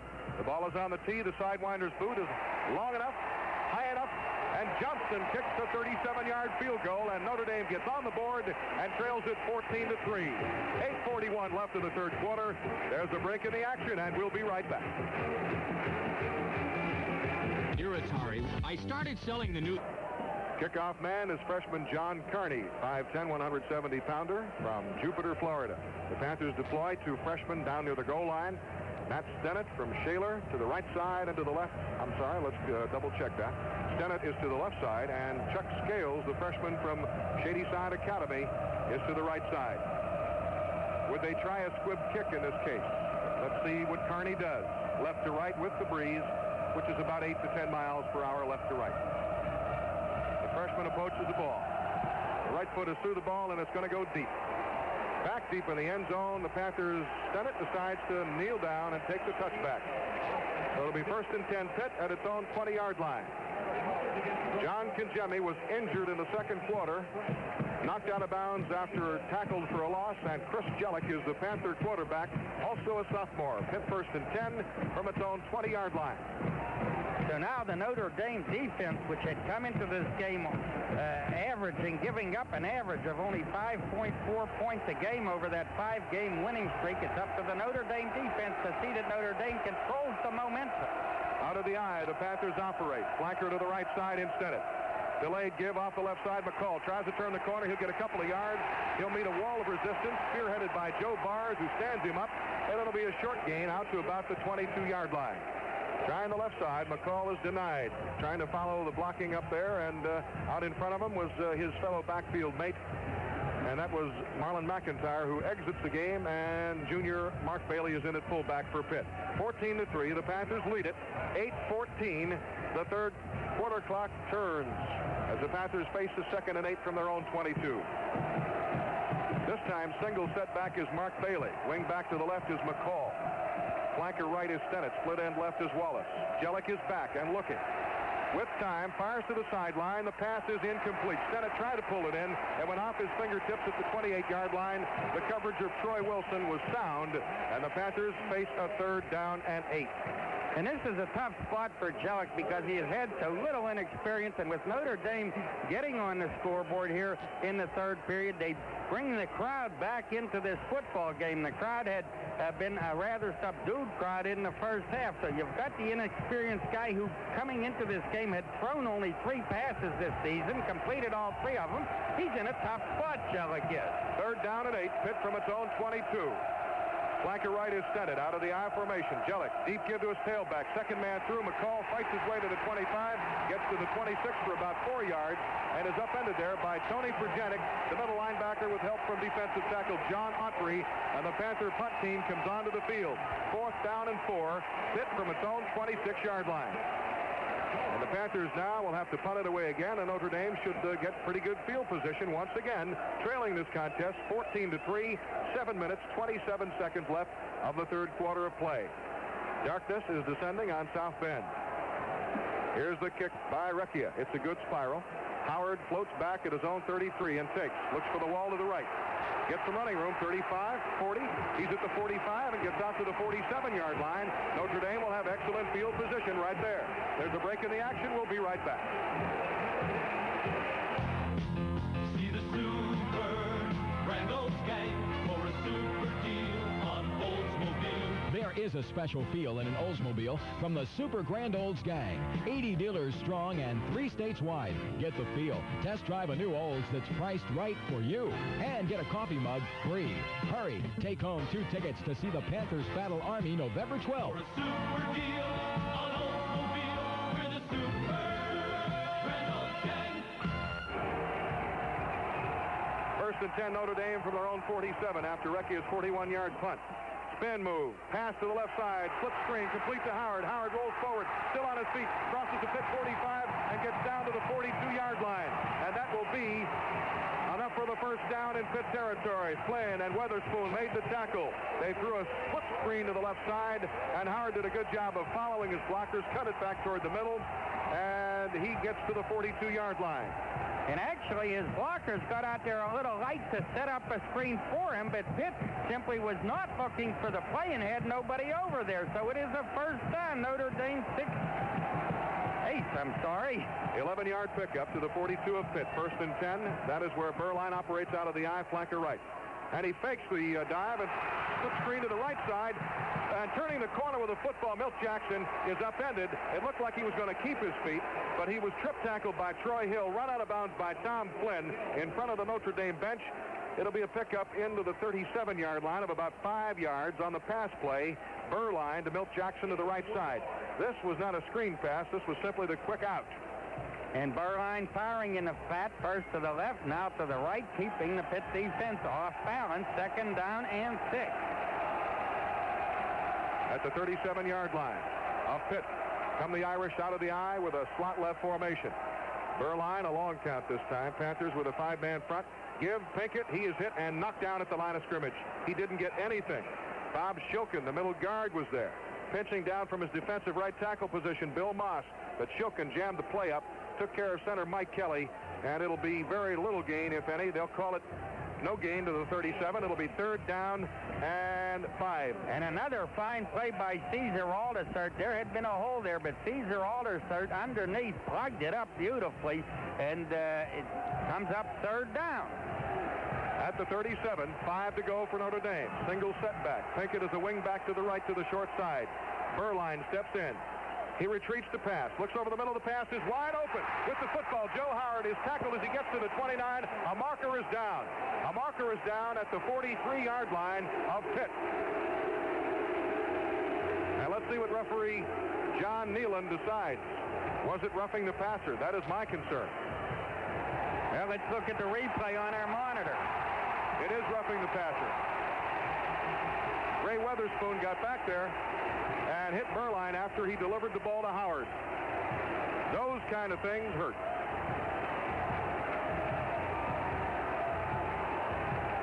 Things right now are going Notre Dame's way. They trailed 14-0 ever since the first quarter. They have a field goal up on the board and are driving for more and definitely have momentum. Ray Weatherspoon goes to the Panthers sideline and gets a talking to from the Panther coaching staff for his over-exuberance. The gain for Howard plus the penalty puts the ball at the Pitt 23-yard line for a first and 10 on the personal foul. Well, you know, you're coming on that blitz from the outside, and you're almost there, and it's sometimes difficult, not to follow through on the play. So you end up getting hit with the flag. First and 10 at the 23-yard line. Notre Dame out of the eye with a flanker left in Jackson. Burline spins, fakes the pitch, and gives it to his fullback. Chris Smith, nowhere to go. He may have gotten a yard to the 22, that's all. And another flag flies downfield. A tanglement between Melvin Dean and Milt Jackson. 2 flags are down there. Let's see what they decide. Will that be offsetting penalties? Or do the Panthers indeed get nailed again with a big one? We'll await the call from referee John Nealon. Personal foul, Pitt. Well, Melvin was pounding him around pretty good down around the 7-yard line. First, he stuck a hand up in his face mask, and then he gave him a clunk on the side of the head with his other hand. He gave him a left and a right, and they say you're not allowed to do that, dear Melvin. So Notre Dame with the first down now at the Pitt 11-yard line. They are trailing the Fighting Irish 14-3, but they're battling back. Remember, the Panthers have given up only 3 points in the third quarter until today, the whole season. Now it is a total of 6. They have not allowed a touchdown in the third quarter all season long. Notre Dame first and 10 from the Panther 11-yard line. Burline with a long count. Wide side is to the left. He's back. He throws to the left side. The pass is pulled in at the 5-yard line by Milt Jackson. And he's tackled immediately by Melvin Dean at the 5. And Jackson is getting up slowly. He's got a cramp and trying to take care of it himself. But he gets 6 yards to the 5-yard line, and that'll set up a second down and 4. Well, he only picked up 6 yards, but he threw that ball about 20, 25 yards, and I mean he had to fire it because there was coverage over there on the far side. So we do see that Burline does have a powerful throwing arm, and the ball now is at the 5-yard line. John Kajemi did come out of the locker room, but he came out of the locker room well into the third quarter. Whether he'll see any further action remains to be seen. He has been seen warming up on the sideline. Notre Dame second and 4 from the 5. They give out the left side to Pinkett. They've got him, and Pinkett will be stopped by Chris Dolman. He will not turn the corner. The play is whistled down. And Dolman simply spun him out of there, stood him up. They'll give him forward progress to where? The official has yet to mark the ball. They give him forward progress for a loss of 1 to the 6-yard line. And Melvin Dean had a piece of Pinkett in the backfield, a couple of yards into the backfield. And when Pinkett got away, you figure, ooh, boy, he's going into that corner and he's going to score. But Dolman made a heck of a play like lightning. So, all right, the ball is at the 6, third down. They can get a first down inside the 2. Third down, we'll call it 5 at the 6-yard. Actually, third down and about 4 is the way the sticks are. The lead stick is at the 2-yard line. 2 tight ends for Notre Dame. Third down and 4 at the 6. Burline. Play action fake. He runs right. He fires for the end zone, and the pass is batted down in the end zone. Great coverage. Alan Wenglikowski, great pursuit on the quarterback with Melvin Dean as everybody was coming, and the intended receiver, Bavaro, was surrounded in the end zone. Tom Flynn was there. Caesar Aldersert was there. It's incomplete. It'll be 4th down, a long 4 at the 6. Troy Hill was the man who put the early pressure on Burline. He burst into that backfield and he chased him out of the pocket. And then the others came down on Burline as he let that football go. But it just was not there. Throwing, as you said, Bill, to Bavaro, the big tight end. Field goal time for Mike Johnston. This will be a 23-yarder out of the hold by Kevin Smith. Angle left to right. Pretty tough angle. The right footer has the ball on the tee. The kick is up, and the kick is through the uprights. It's good. Another field goal for Johnston, and the Irish trail 14-6. 2:55 left in the third quarter. There's a break in the action, and we'll be right back. When nasal congestion from colds or hay fever bring round-the-clock discomfort, Thrift Drug suggests it's time for Contact. In this latest Notre Dame drive, we see penalties hurting Pitt. It was a roughing the passer penalty on Ray Weatherspoon that first got the Panthers in the soup along that drive, and then Melvin Dean roughing up the receiver, Milt Jackson, put the ball down at the Pitt 11-yard line.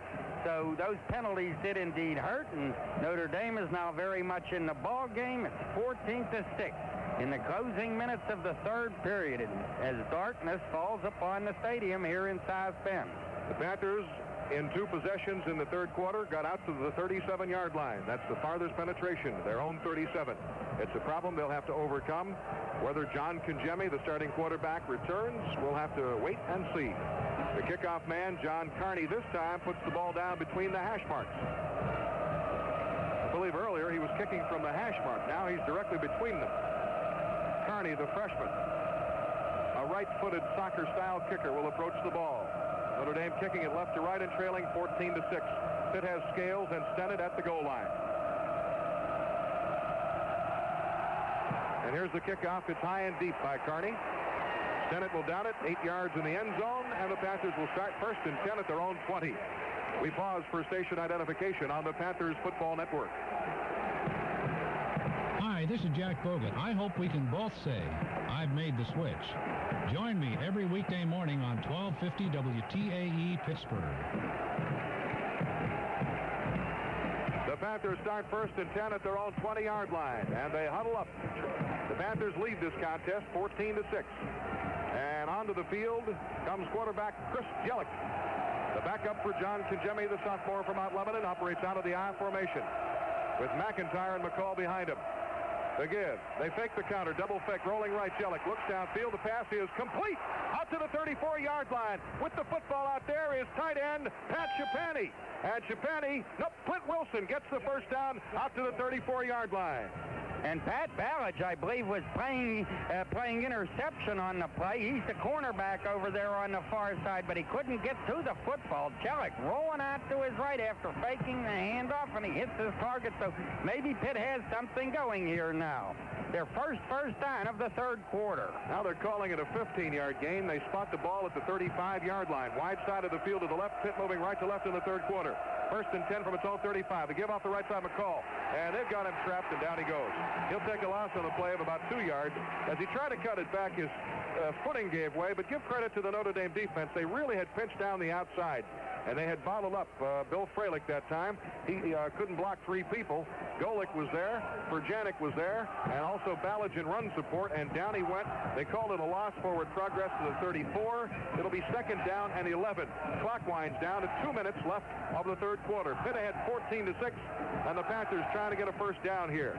They've got 1 first down in this entire second half so far. This is their 3rd possession. 2nd and 11.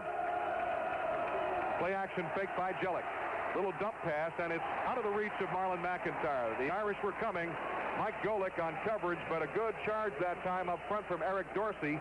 And having to loft the football too high, Jellick found the incompletion at the other end. It was too tall for McIntyre, and it'll be 3rd down and 11 at the 34-yard line. The clock is stopped at 1:44 left third quarter. Golick tied up there a little bit by Bill Freilich, and Jellick trying to throw the ball softly over his head, but a little off the mark, so he's now 1 for 4, and he has to hit a few passes to loosen up this Notre Dame defense. Split end right to the short side is Wallace. Flanker left. Matt Stennett. Single setback offense for the Panthers. Jellick is straight back. As time fires over the middle, wide open, Billy Wallace in Notre Dame territory. First down at the 47-yard line. Wallace coming across the middle from his right deployment.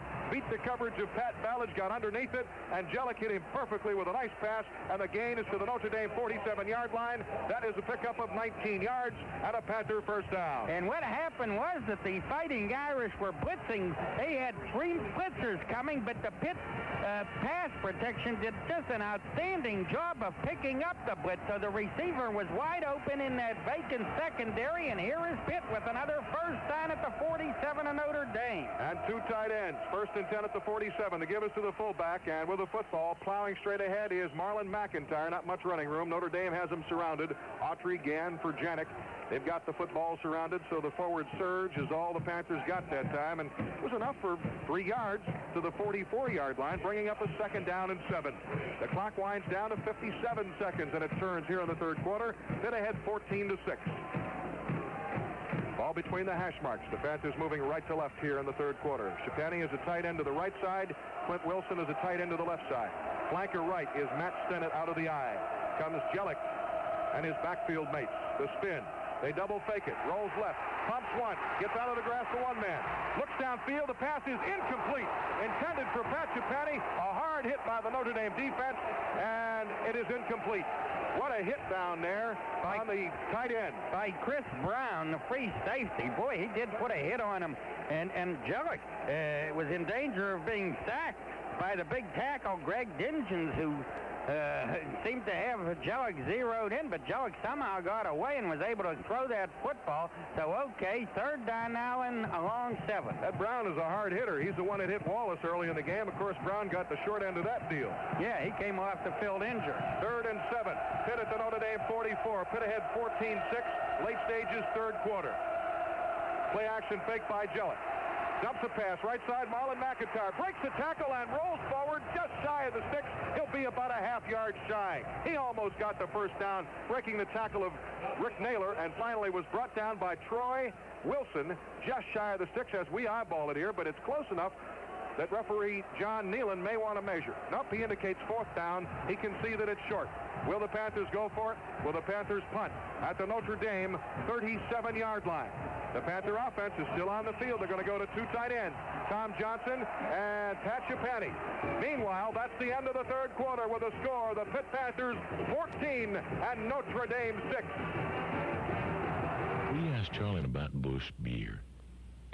And with a very green quarterback having to play in this second half, you don't figure to get a lot of opportunities. So you may as well try when you got one. And here the Pitt Panthers have an opportunity thanks to hard running on a swing pass by Marlon McIntyre, who several times today has just run like blue blazes and made yardage where there apparently was none to be made. This is not yardage. This is a foot or less. It's inches. And it appears to be the length of the football. Sweeney is out over the ball. I formation. Jellick, the quarterback. Jellick takes, then the surgeon. He's got it. He went right over the top of Jim Sweeney, and Sweeney just simply covered up either tackle Mike Gann or tackle Mike Griffin, and Sweeney just laid them down, and over the top went Jellick for what appears to be the first down. He got at least a yard. That's more than enough. Panthers have had a history of having injured quarterbacks against Notre Dame. I vividly recall again the 1977 game when early on, throwing a touchdown pass, Matt Cavanaugh was hurt. Now Kangemi is out. And this time it is Chris Jellick to try to step in. He gets a big first down. 1st and 10 Pitt at the Notre Dame 36-yard line. Out of the eye, flanker left is Darrell Clark. The give is the fullback. Marlon McIntyre fights his way behind good blocking in across the 35 to the 32-yard line for about 4 yards. Eric Dorsey finally made the tackle. But again, a good surge up front gave Mack the running room, and he ran hard and got the 4. Yes, we're seeing signs that that line is beginning to click again now. And, Bill, you know Chris Jellick better than I. He is a feisty guy, is he not? He is. He's a tough kid. Led Mount Lebanon to a couple of WPIAL championships. A good athlete, fine punter, and a fine quarterback with a strong arm. Second, we'll call it 6.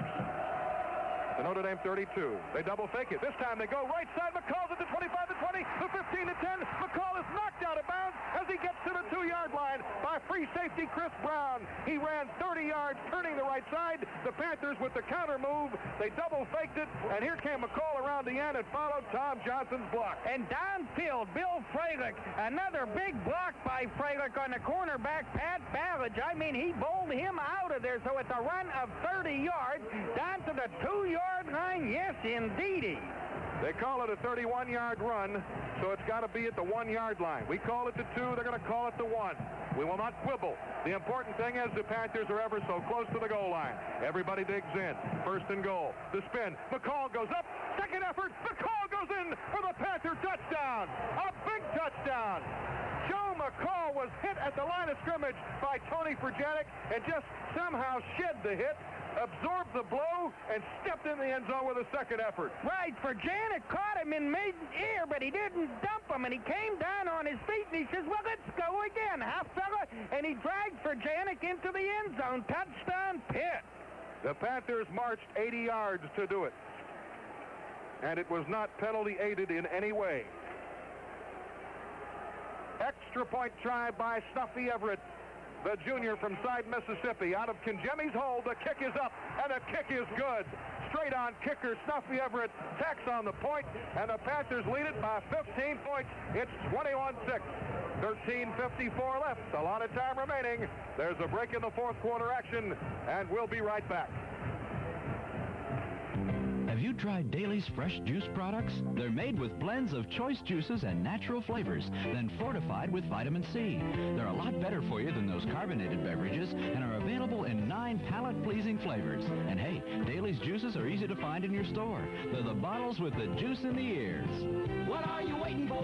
Who could the serving board? Treat yourself to the fun. There's a Daly's treat for everyone. The Panthers lead it 21-6 as Chris Jellick, backing up John Kinjemi, marches the Panthers 80 yards in 11 plays. 80 yards in 11 plays. They got 4 first downs. Hard running by Marlon McIntyre and great faking by Jellick set up some misdirection things that sprung it open. And the big gainer, a 31-yard run by McCall from the 32 down to the 1. And then McCall, another big play, a second effort plunge, and the Panthers lead it 21-6. So Jellick on that drive hit 3 passes and served notice to Notre Dame that he is not a zero back there when it comes to throwing the ball. And indeed, it's often been said of Jellick that he has the strongest arm of any quarterback on the Pitt squad. Pitt has gone through some sort of miseries this year with quarterbacks. John Cummings winning the starting job, being knocked out in the final moments of the opener down at Tennessee, and Kinjemi taking over in the second game and doing remarkably well. But now Kinjemi knocked out of action, so Jellick says, well, I'll show you what I can do. And he hit 3 passes there, and he moved that football team. And Fralick is just amazing. He gets 25 yards downfield and knocks people into the seats. How he gets down there so fast at 290 pounds, I'll never know. Biancourt's kickoff. The left-footer boots it high to the goal line. Bell takes it behind the wedge across the 5, left side 10 to 15, out across the 20, but a marker's down back at the 40-yard line, and the Panthers may have been guilty of being offside. A Notre Dame player is injured and down and in much discomfort at the 22-yard line. We can't see who it is right now, and while they attend to him with 13:54 remaining and a penalty marker down, there's a break in the action, and we'll be right back. Your stockbroker calls. Jim, it's Tom. Tom. Good news about Impact, up 2 points. You were right about them. That's great. But with commissions... Has just defeated Iowa State 72-29. That rings around the country in big fashion. The injured player, Hiawatha Francisco, one of the kickoff return people trying to block for Bell that time, is up and okay and off the field. And so the Panthers apparently will have to re-kick and suffer a 5-yard penalty for being offsides on Biancourt's kickoff. And I'll tell you, there was a lane opening up the middle on that kickoff that was as wide as the English Channel. I think the Panthers really miss now Eric Schubert's, because they all year long and for the last couple of years are used to that ball sailing deep in the end zone. Now it's coming down to the goal line, and now the burden is on the Panthers' special teams. Interestingly, Foge Fazio has geared those special teams up with first stringers like Troy Hill and also Tom Flynn, Ray Weatherspoon, Melvin Dean. He wants sure-handed tacklers to try to make the big play, because the Panthers realize that Biancourt's leg is not simply as strong as Eric Schubert's. And Schubert, Eric, if you're listening, get well, get back quickly. We miss you very much. Biancourt, the freshman walk-on, the hero of last week's Panther victory over Syracuse, will again kick it off, this time from the 35. And he'll kick it from the near side hash mark, which is the right hash mark. He'll be kicking it left-footed. Let's see if he tries to angle the ball or squib it, possibly. Biancourt from Cleveland, a freshman walk-on from Parma Heights, Ohio. And they're just waiting now as they deploy at the goal line, Jefferson, Bell, and Miller. That time, Bell on the kickoff return followed the wedge very well. Francisco, unfortunately, got hit by somebody and came out of the ball game, fortunately under his own power. I believe Bill Sapio was the man that got down there and leveled Hiawatha Francisco. 13:54 left. A lot of time remaining. The Panthers lead it 21-6. A reminder to Pitt fans that it's Pitt football ski cap day next Saturday. The Panthers host the Cadets of Army at Pitt Stadium. The first 5,000 youngsters 16 and under will receive a free Pitt football ski cap, compliments of Rack's Restaurants. This is also the last game for $2 youth tickets. They're also available in advance at any Equibank, or you can pick them up at the game on Saturday. It's Pitt football ski cap day next Saturday when the Panthers host the Black Knights of the Hudson. Here comes Pat Vinecourt. After the 5-yard penalty from the 35, he'll boot it once again. The left footer hits a knuckleball this time. The up man will try to field it. It goes out of bounds, and it'll be another 5-yard penalty. And so they'll have to re-kick it at 13 minutes and 49 seconds left of the football game. So this isn't looking very good, and it would appear that he has a fairly good breeze behind him, and you would have the hope that he might deliver a real big kickoff with that win. At least as I read it, or do you think that's blowing across the way now? No, it's not as strong as it was when the game started, but it's still a substantial breeze, Myron. I'll agree with that. It looks like 10 to 12 right now, left to right, basically, near left to far right. And that's the way Vinecourt is trying to kick the ball from the near left to the far right. That time he kicked it to the left sideline, to the right sideline, and it went OB. He'll kick from the 30. Well, nobody is leaving this stadium in the fourth quarter. Pitt leading 21 to 6, but 13 and a half minutes approximately remaining, and perhaps a big bowl bid at stake for both teams. A lot of bowl scouts here today from perhaps half a dozen bowls, so a lot is on the line. Chris Jellick marched the Panthers 80 yards in 11 plays. Marlon McIntyre, some hard running. Joe McCall, who's having a fine afternoon, had a 31-yard run and then got the touchdown. Vinecourt this time kicks it deep, angling toward the near sideline, but it'll be fielded at the 5 by Bell. Out across the 10, left side of the 15 and 20. Behind the wedge, gets the block to the 25, 30, 35, and he's hit and still on his feet, but knocked out of bounds by Bill Sapio as he crosses the 40-yard line. Notre Dame, Troy Hill came in and helped out on the play that time. Melvin Dean was there. Notre Dame will have excellent field position, trailing 21-6 with 13:42 remaining at the 40-yard line. Well, Melvin Dean on the outside, on the right extremity, was trying to keep the outside closed off. He was staying home, but he didn't stay home long enough, and he allowed some running room there. So Notre Dame is at the 40. After a 35-yard return of the kickoff by Bell. Out of the eye, Berline, the freshman, operates. Takes. Play action fake. He's going to throw. Over the middle of the pass. Wide open to Joe Howard. Side flips the man, but then flips and falls as he gets to the 44-yard line. And getting there late is freshman Keith Tinsley, and the Panthers will face another personal foul penalty. Oh, I'll tell you, those major penalties are hurting. You betcha. The receiver had slipped into the Pitt zone wide open, and the hit was clearly late. Tinsley came in and is caught for piling on, and Notre Dame now will get a big break. A 15-yard penalty on top of the pass reception gets the ball all the way to the Pitt 29-yard line. So Steve Berline, who in the first half completed only 3 of 10 passes and threw an interception, is getting a little warm. He is now 8 for 20 in this ball game. Howard got the ball to the Pitt 44-yard line, so that was a pickup of 16 yards. And then the penalty of 15 makes it a 31-yard gain. Melvin Dean is out of there, and Tinsley is on as a cornerback for Pitt. Pickett has 20 carries for 82 yards. Play action fake again. Berline open over the middle. The pass deflected and almost intercepted out of the hands of Troy Benson. Weatherspoon was back there, and cornerback Troy Hill, but the ball was short of their reach, incomplete. Yes, Troy Hill probably should have had that interception. He made a heck of an interception against Syracuse last week, but he couldn't hang on. Now, of course, if you're the Pitt defense, that's one thing you've got going for you. The freshman quarterback almost bound to throw another interception. Melvin Dean hurt his ankle on that kickoff, but he's back in there now at right cornerback. He had limped a little, I noticed, Bill, leaving the field after the kickoff. They make a change at split end. Howard is out, and Mike Favorite is in. Berline play action fake. He wants to throw it again. Has plenty of time. Now he wants to run forward. He's at the 30. He's at the 25. Runs left at the 20. He's at the 15. And is hit and still on his feet and gets to the 10-yard line. Berline, with a good effort, scrambled out of the pocket, cut it over the middle, broke it to the outside, and Dean and Quent finally brought him down, but not before he picked up 19 yards and a Notre Dame first and goal just inside the 10. Well, doggone it, why couldn't he be an experienced guy? Because he had a man open downfield, but he never saw him, so instead he comes through that pass. Excuse me, out the middle, and picks up 19 to the 10. 13:01 remaining. Notre Dame trailing 21-6 has a first and goal inside the Pitt 10. Out of the eye, they pitch it back to Pinkett. He tries the left side, gets a couple of yards into about the 7, where Melvin Dean tripped him up and got his feet, and he fell into the pile at the 7-yard line. He got 3. It'll be second down and goal from the 7. Chris Dolman fell on top of the pile and completed the tackle for Pitt, but Melvin Dean has been given credit for a good job of getting Pinkett's feet out from under him. Notre Dame now brings another tight end on the field. They go to 2 tight.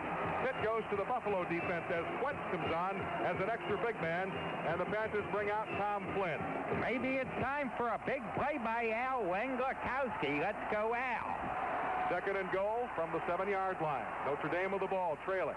Play action fake. Burline rolls right along the 15. Looks for the end zone. Intercepted by Troy Benson. He wanted to put it down, but he's tackled at the 5-yard line.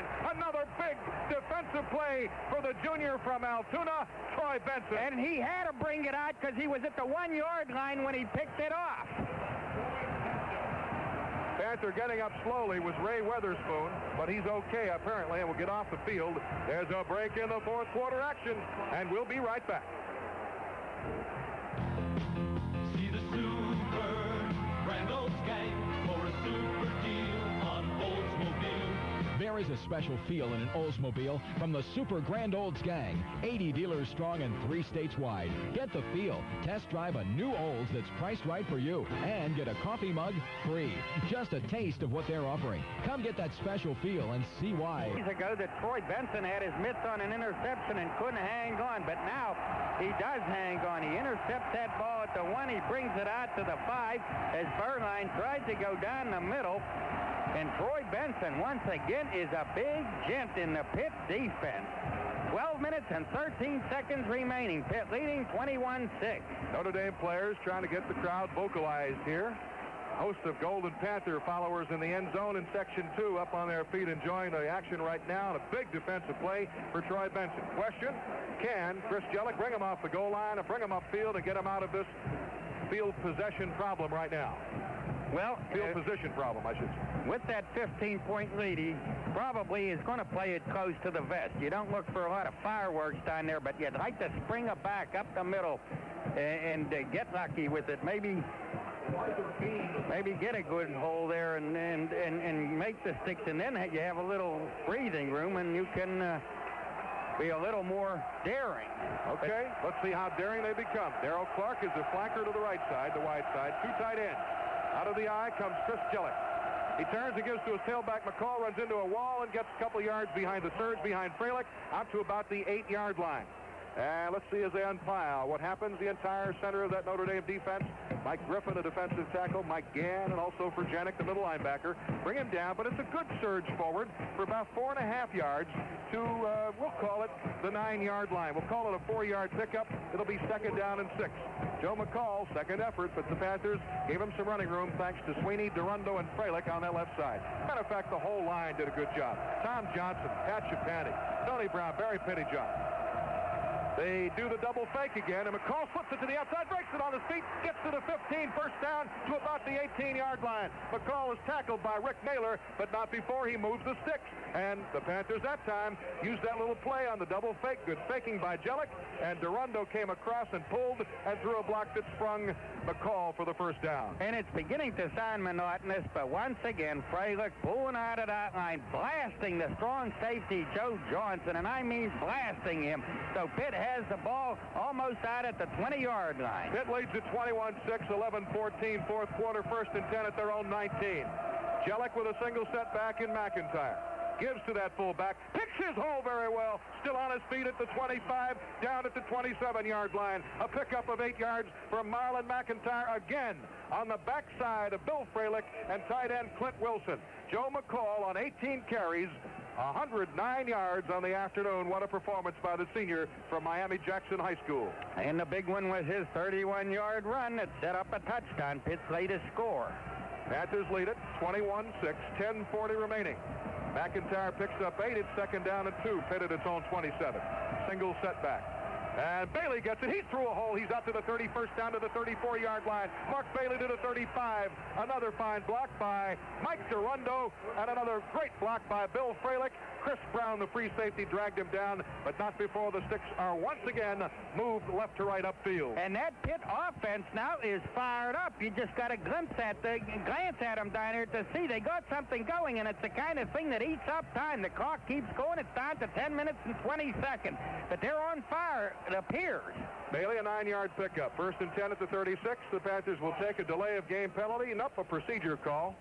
The official indication from referee John Nealon, because the play clock had only gotten to 10 seconds. So it was not delay, it was a procedure call. So the Panthers will eat 5 yards back, take 5 yards back to the 31, and face a 1st and 15. 10:14 remaining. The clock is stopped as the penalty is meted out. Bailey comes in for McIntyre. Wallace goes to the sideline, and the Panthers have McCall back into the lineup. 1st and 15, the Panthers at their 31. We have 10 minutes remaining as the clock begins to move once again. Out of the eye, flanker right is Clark. Jellick, the Panther quarterback, spins and gives to his fullback Bailey. Hard run in the middle, not much room to run, but he gets about 4 yards out to the 35, where he's tackled there by Furjanic and the entire center of that blue-shirted Notre Dame defense. The clock continues to wind at 9:40. Pitt ahead 21-6. We're in the 4th quarter at Notre Dame Stadium. A fairly quiet Notre Dame Stadium right now, I might add. Yeah, and this little drive that Pitt has going, if indeed they keep it going, has done a lot to quiet down this crowd. They see that clock winding, and that'll quiet you. Jellick out of the eye, 2nd and 11 from his own 35. Double fake again, and this time he swings it left side of McCall, who loses his footing and gets back to the line of scrimmage. That's all. Naylor fell down on top of him. And again, running room was provided out there. The blocking was set up, but McCall trying to make the cut around the left end, slipped and fell at the line of scrimmage. 3rd down, 11. But Barry Pettyjohn, pulling out of the line there and moving to his left, was having difficulty getting rid of a Notre Dame defender, and that kind of slowed things down and gave the running back a problem. So, okay, let's see if Jellick puts it in the air now. He's facing 3rd and long, 3rd and 11. If he does, I'll bet it's on the roll. 3rd and 11 at his own 35. Single setback is Bailey. Flankers to both sides. Clark to one side and Wallace to the other. Draw play. And here comes Bailey, still on his feet, and he gets back to the 40-yard line. He got about 5 yards. It'll be 4th down and 6, and the Panther punt team will come on the field. Bailey that time showed the ability to break a tackle or two, and then he had to break the big one, which he could not at the 40, because if he breaks that one, he gets the 1st down and more up that left sideline. Boy, he had those knees pumping so high, he had his right knee up in Joe Johnson's teeth when Johnson brought him down. All right, Pitt has to punt. 4th and 7 from their own 40-yard line. The long snap man is Tony Magnelli of Stowe Rocks, the senior, out over the football. The Panthers put the helmets on the right numbers. Notre Dame had 10 men, now drop back and only rush 6. And here's the punt by Recchia. It's a bomb. A mortar shot. Howard back, lets it hit inside the 10. It gets down to the 5 and will be down inside the 5-yard line by one of the Panthers downfield under the punt. And downfield under that punt for Pitt, making the play, I believe it was Keith Tinsley. Now, I'm not sure about that. Palmieri made the down? I don't think so. Let's just wait up and hold up on that call. I can't help you, but it was a 55-yard punt. Boy, I'll tell you, Recchia belted that ball. There's a break in the 4th quarter action, and we'll be right back. Looking for Jungle Hunt. May I have your attention, please? Well, I'm still not sure. Was it Bill McCormick who fell on it? He was in the vicinity, but I believe Tinsley, the first man there who touched it, and that's where they rule it down at the 5. I think McCormick ended up falling on the ball at the 3, but because the Panther touched it at the 5, it's ruled down at the 5. So give both McCormick and Tinsley good credit on the play for fine coverage. Tony Recchia has had to punt 8 times today and has done a fine job. He's punted, I'm sure, at least to his average of roughly 42 yards a kick, and that 55-yarder is sure sweet. 7:45 remaining. Notre Dame at their 5. Single setback, and they give to, nope, they play action fake to Pinkett. Furline with time, fires it downfield, and the pass is intercepted by Hill. He turns and wheels at the 50, breaks the tackle, picks up blockers, cuts it back. He's at the 40, running laterally at the 35, the 30, the 25, and he's down.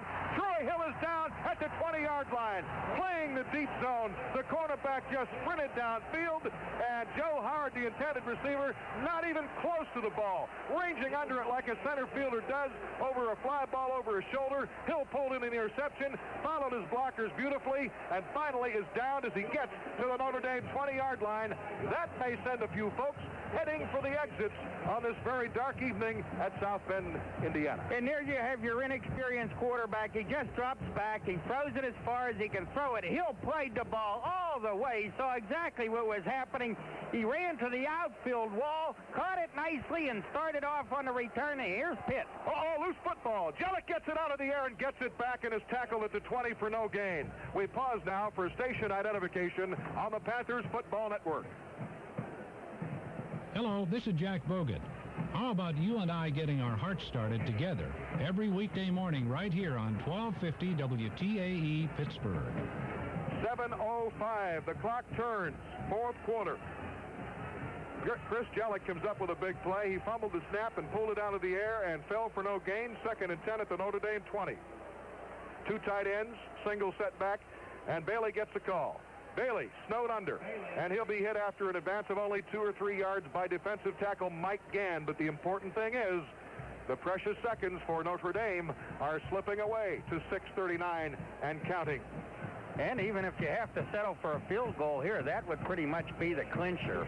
An 18-point lead. Right now, 15 points. Well, it's always possible. Notre Dame can score 2 touchdowns, go both times for the 2 points, come up with 16 points, win the ball game. So, all right, I'll take a field goal here. But right now, it's only 3rd down and 8 at the 17. The 18 make it.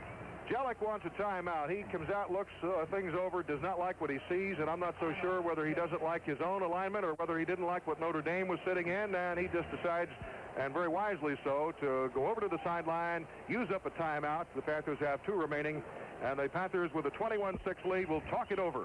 There's a break in the fourth quarter action, and we'll be right back. All right, the Panthers face 3rd down and 8. Meantime, Blair Kill is warming up on the sidelines for Notre Dame. Spurline threw 23 times in his game, completed only 8, threw 3 interceptions. So when Notre Dame gets the ball back, apparently they're going to go to Blair Kill. Meantime, here's a chance for the Pitt Panthers to tack on the insurance point. The ball is at the Notre Dame 17.5-yard line. The Panthers face a 3rd and long with 6:13 remaining. The ball is on the 17.5 on the left side hash mark. Pitt moving left to right in the fourth quarter. Out of the eye comes Jellick. Pitches back to the short side. Cutting back Joe McCall. Knifes in there for a few yards. Gets inside the 15 to about the 13-yard line, but he'll be about 3 yards short of the sticks. Tackle for Notre Dame made by Mike Gann and Mike Golick on the left side of that defense. Actually, they flopped, so they were on the right side in this particular case. And are the Panthers going to bring the field goal unit on with a 4th and 3? Right now, it appears no. Jellick remains on the field. That's a good size 3 yards, too. 5:42. The clock turns. Notre Dame has all 3 timeouts left. Notre Dame is warming up Blair Kiel. Now, will the Panthers bring the punt team on? Nope. They're going to go for it. On 4th and 3. Pitch back. McCall knifes in there, but he's hit. Does he get the necessary yardage? It's very close. It's close indeed. It is very close, near the 10-yard line. It appears that he's short, about a half a yard, maybe a yard. So Notre Dame takes over on downs, 1st and 10 from their own 11-yard line. So the Panthers try to go for it on 4th and 3, and McCall is hit for basically about a 2-yard gain. The ball goes over to Notre Dame at the 11-yard line, and Blair Kiel, the senior quarterback, is in there in relief of freshman Steve Berline. He's got 5:27 left and 3 timeouts, trailing by 15 points.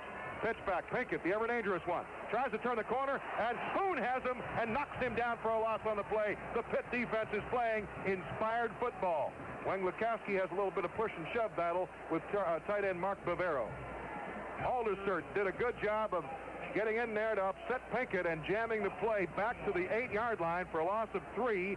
The Panthers now with a 2nd down. Notre Dame with a 2nd down and 13. And that Pitt defense came off a strong game last week against Syracuse, and that is how they have played today. They have hit. 4:53 remaining. Blair Keel gives Nutley play action fakes to the fullback and a diving catch at the 22 by Joe Howard for a first down for Notre Dame. He play action faked the dive play to the fullback and hit Howard streaking from his left end position, coming across the middle toward the right side. And immediately Howard diving, but a marker's down back at the line of scrimmage. And the indication is the penalty is against the Irish. And they're calling for the ball. And so it will go against the Irish. The pass play Keel to Howard is nullified. So now the situation, of course, becomes exceedingly distressing to Notre Dame with 4 minutes and 42 seconds remaining on the clock. When you're down in the hole and you appear to get out a little bit and then you're back deeper into the hole on the penalty, it gets depressing, and the ball is now at the 4-yard line, second down and 17, let's go. And it matters not the call. It was the minor infraction, the illegal block, block call, the 5-yard penalty, but it's half the distance to the 4. So it's second down and 17. In his end zone, Keel wants to throw wide open to the 25. Howard takes it, slips and falls. He'll get it to the 25, and he's got a first down out to the Notre Dame 25-yard line. So on second and 17, Keel hits the mark, and the Panthers, playing a prevent defense, allowed Howard to pull up and grab it for the first down. Yes, and of course, as much as some of our listeners may detest a prevent defense, when you got a 15-point lead, it can certainly be defended as the proper strategy. 21-yard pickup, Keel to Howard. Now twin receivers to the wide side, Jackson and Howard on the right side of the field for Notre Dame. Out of the eye, first and 10 from their own 25, 4:12 remaining.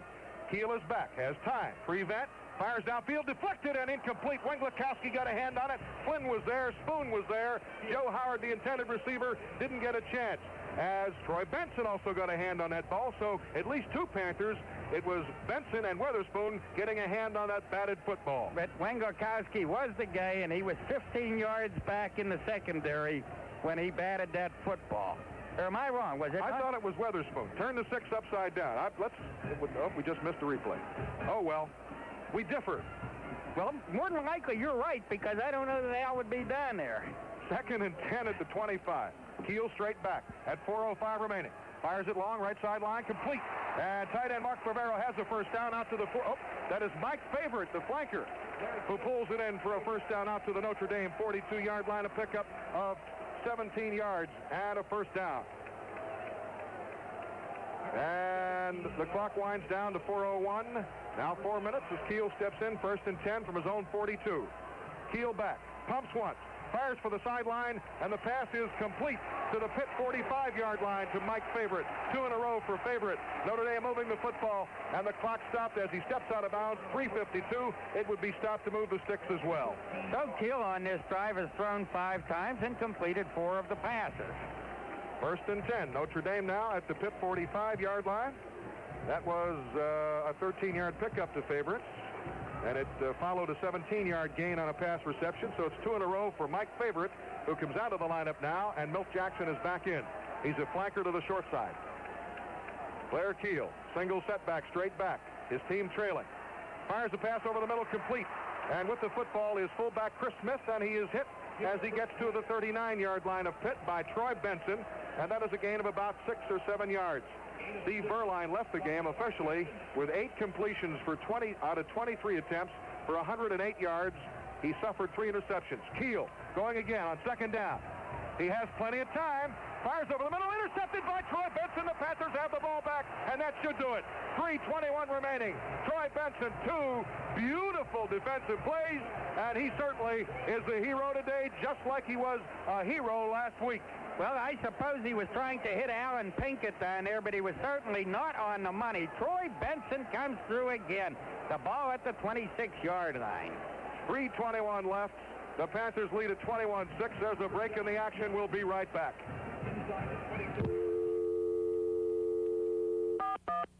Need help with your answering service? Able One answering service operators and... Well, on Notre Dame's last 2 offensive plays, Pitt had started to try to put a little heat on him by going to the 4-man rush. Actually did not succeed. He still had plenty of time to throw, did Blair Keel. But he threw the ball straight to Troy Benson, who picked up his 2nd interception of the day. He could have easily had 3 today. He wasn't able to hang on to the ball one time, but he has played a whale of a game, obviously, as Notre Dame has turned the ball over now, let's see, 5 times today, 4 interceptions and 1 fumble, have they not? Panthers have not turned it over, I do not believe. Is that correct? Not at all, no. Neither Ace nor Jellick has thrown an interception, and Pitt had a fumble early in the game, but they recovered it. It was Jimmy fumbling a snap, as I remember. And then Jellick fumbled one here in the 4th quarter and got it back. Yeah. From the 25. Couple backups. Bob Brown at right guard, Randy Dixon at right tackle offensively. Marlon McIntyre, the bounce play to the outside of the fullback, sweeping the left side, and he gets yardage. Out to the 30 to the 31-yard line, is forced out of bounds by cornerback Pat Ballage, which stops the clock at 3:16. 4th quarter remaining. The Panthers lead at 21-6. Mike Dahl is back in there on the offensive line, along with Bobby Brown and Randy Dixon and also Greg Christie. So the Panthers going to some backup people. Is the Iron Man still in there, Jim Sweeney? It would not surprise me. Nope, they're going to go with Pettyjohn, I believe, as the center. Nope, it's, I did not see it. Anyhow, the give is to Mark Bailey into the middle. He gets short of the first down marker by about a half yard. He gets out to the 35-yard line. The clock winds down to 3:07. Tony Magnelli is the center in place of Jim Sweeney. So the Panthers going now with backup people in that offensive line. And while they do that, we must pay tribute to the likes of the Bill Fralics and the Mike Durandos and the Jim Sweeneys, Barry Pettyjohn, Tony Brown, Clint Wilson, Tom Johnson, Pat Chapani. When they had to move the football for the big score, they did, and they moved it 80 yards. Much credit to Chris Jellick as well. Jellick pitches it back, loose football. McCall, did he get it back? I think so. It bounced, and he reached down and then dove, and the Panthers will not get the first down. It'll be at the line of scrimmage. No gain at the 35. They need a yard. It'll be 4th down. And with 2:27 remaining, the Panther punt team comes onto the field, and once again it's up to Tony Recchia. The breeze now just about completely down to, I'd say, less than 5 miles per hour. Long snapper Tony Magnelli is out over the ball. The Panthers will put the hats on the proper numbers. Notre Dame has 9 men on the line of scrimmage, and another man who seems to be cheating his way up to get in position. He does, and he's going to come from the outside on the left. After the Panthers get their assignments, here comes the big rush. Recchia gets it away, and it's a beauty. A marker's down. Back is Howard at his own 23, out across the 25, and he'll run out of bounds at the 31-yard line, but the marker's down. Back at the line of scrimmage, 2 of those are down, so we must assume that the Panthers left too soon. At 1:51, Pitt ahead, 21-6. Keith Tinsley, playing in the Pitt backfield on the left side, moved, I do believe, before the snap, and I suspect that would be the penalty, but let's see. Panthers incur the infraction nonetheless, and the official signal is motion, as you call it. Tinsley moved ahead of the snap. Of course, a defensive player, but in the backfield on the punt team. And a freshman who has played very well. I know in this game he's got hit with a couple of mistakes, but he has played, when called upon this year, especially on special teams, very effectively. Well, he's going to be a good one before he's through. Notre Dame had pulled back a man on the far right side of their their punt rush. He had pulled back, and I guess Tinsley was trying to make an adjustment, moving up now, because his man was gone, perhaps. I'm just guessing at this. So he moved, but you're not allowed to do that. So there's a penalty, so they'll punt again. So there's 1 minute and 51 seconds left, and so Pitt is going to win down here for the first time since 1976, is it? And that was a memorable occasion. All the talk about Notre Dame gearing up to stop Mr. Tony Dorsett. They let the grass grow, what they call the Dorsett cut. You couldn't see a golf ball in the grass, and they figured it would slow him up. First carry, 61 yards. And the Panthers won 31-10 and went on to win the national championship. What did he gain, 181? 181 is the number. Matter of fact, he gained 754 against Notre Dame in his career. Back is Howard. To the 24, he takes the punt by Recchia, a good one. Tries to go around the wall. Great tackle by Bill Callahan. As Howard tried to skirt the left end and find the wall, Callahan just said, "You're not going anywhere," and down he went with 1:41.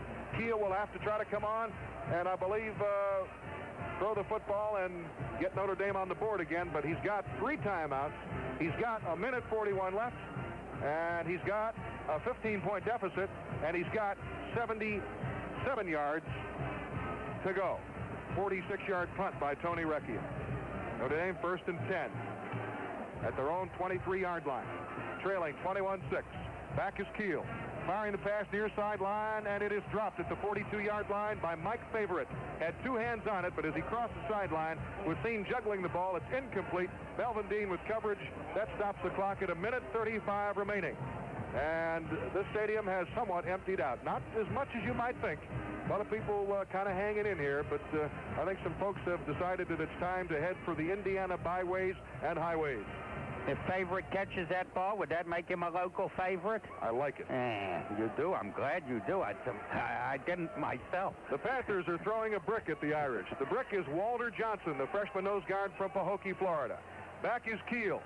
Throwing for the sideline, complete to Bavero. Bavero with the football, and Aldershot plays Huggy up with him as he crosses the 36-yard line. He's got the Notre Dame first down on the near sideline at about the 36.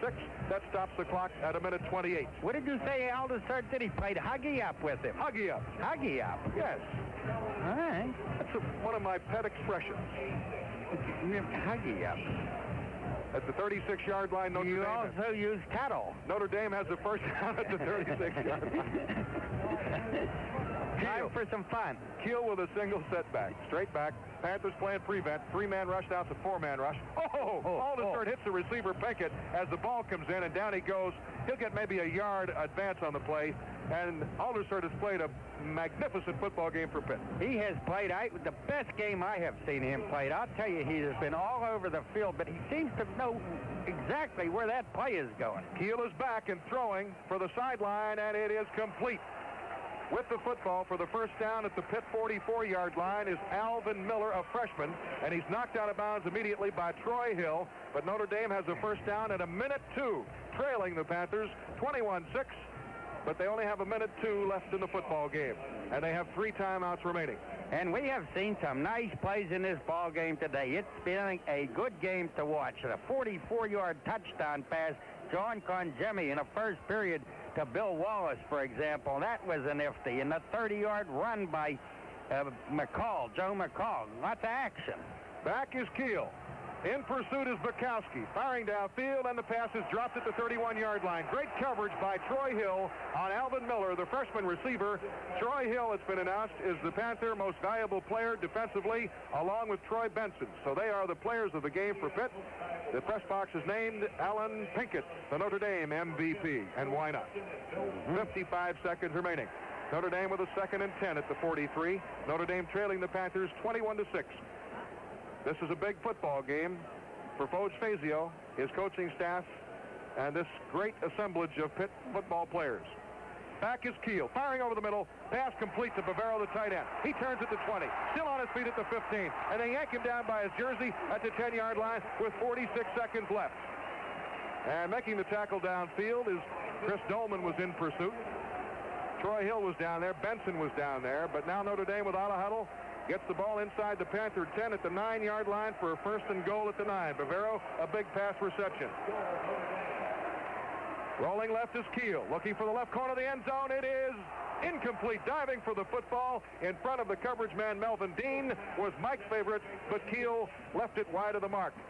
Lorenzo Freeman, the Panther freshman defensive tackle from East Camden, New Jersey, put some pressure on Keel that time and had something to do with the incompletion. It stops the clock at 37 seconds left. No doubt about who's going to win the football game. The Panthers are going to win this football game. The question is by how much? Well, it would take a miracle of miracles for Pitt to lose this football game. Out of the eye, twin receivers to the left. Keel back, looks for the end zone, fires. Oh, batted by Ray Weatherspoon and incomplete. He batted it away from the intended receiver, and that is Milt Jackson at the goal line, and it almost popped into his hands, but it went back over his head. Incomplete. Good pressure by Weng Lukowski, forces another incompletion that stops the clock at 32 seconds. And I would judge that he was maybe at the 1 or 2 yard line when he missed that interception, and had he not, he might have gone 98, 99 yards because he's coming up that right sideline. Blair Keel with his second consecutive incompletion. 3rd down and goal from the 9 with 32 seconds left. Notre Dame is at the Pitt 9. Flanker left is Milt Jackson. Split end right to the short side is Howard. Back is Keel. He looks, Pressure, fires for the end zone, and it is incomplete. Batted into the air by the first receiver, and that is the fullback, Mark Brooks. And then diving for it was Howard. It was not within his reach. It's incomplete. It's 4th and goal, and the clock is stopped at 27 seconds. Brooks had it in his hands. A reaching catch it would have been, but he couldn't hang on to the football. So Blair Kill, coming in just these last few minutes, has thrown 15 times and completed 9. Good pass rush that time. Forced Keel to throw it off the mark just slightly. And that's why the ball was deflected up in the air. Notre Dame obviously trailing by 15, goes for it on 4th and goal from the 9. Keel with receivers everywhere. Rolls left, being chased, fires it to the 6-yard line. Pinkett gets into the end zone. Broke the tackle by Caesar Aldersert with 22 seconds left. Now things get interesting because Notre Dame is on the board. They trail it 21-12. Notre Dame obviously will go for 2. Yes, they have to go for 2 unless he thinks that a tie might be a good ending, but I certainly don't think they're considering that. They've got to go for 2 points. They trail by 9. Then obviously Notre Dame will line up and try the onside kick, and then Notre Dame, with all 3 timeouts left, still has a possibility to win this football game, but they've got to be perfect on the execution. They've got to execute the 2-point play in this case, and then hope for all the maximums on the other end. Again, 22 seconds remaining. Twin receivers out to the right. Howard and Milt Jackson. The single setback is the fullback. Pinkett in motion to the right. Rolling right is Blair Keel. Throws for the goal line, and it's a 2-point conversion to Pinkett. And Notre Dame now trails it 21-14. And remember, the clock does not move for the extra point try, so the 2-point conversion has the Irish on the board and within striking distance, 21-14. All right, Blair Keel does indeed make this a football game with his 10-yard touchdown pass. And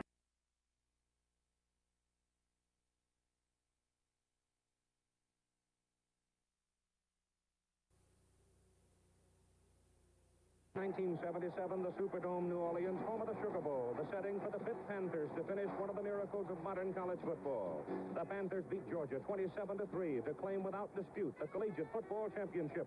Among those who took Pitt football from 1-10 to a perfect season last year, the most obvious number 33, Tony Dorsett, the Heisman Trophy winner who set 15 NCAA individual records and 34 school records. He's gone, but he left on a high note. And Johnny Majors, the coach who guided the Panthers from oblivion to the top of the mountain in just 4 seasons, he's gone home to Tennessee. But there are lots of strong people left, and today on NCAA football from Pitt Stadium in Pittsburgh, Pennsylvania, the Pitt Panthers of Pittsburgh take on the Fighting Irish of Notre Dame. This ABC Sports Exclusive is brought to you by Mutual of New York, money for the future, and by Tuborg Gold, the golden beer of Danish kings, Tuborg Brewery Limited, Baltimore, Maryland. It seems like an annual requirement for any team to claim a national championship. You've got to beat Notre Dame. Take 1976 when the Irish won 9 out of 12, ranked 12th in the nation, beat Penn State in the Gator Bowl.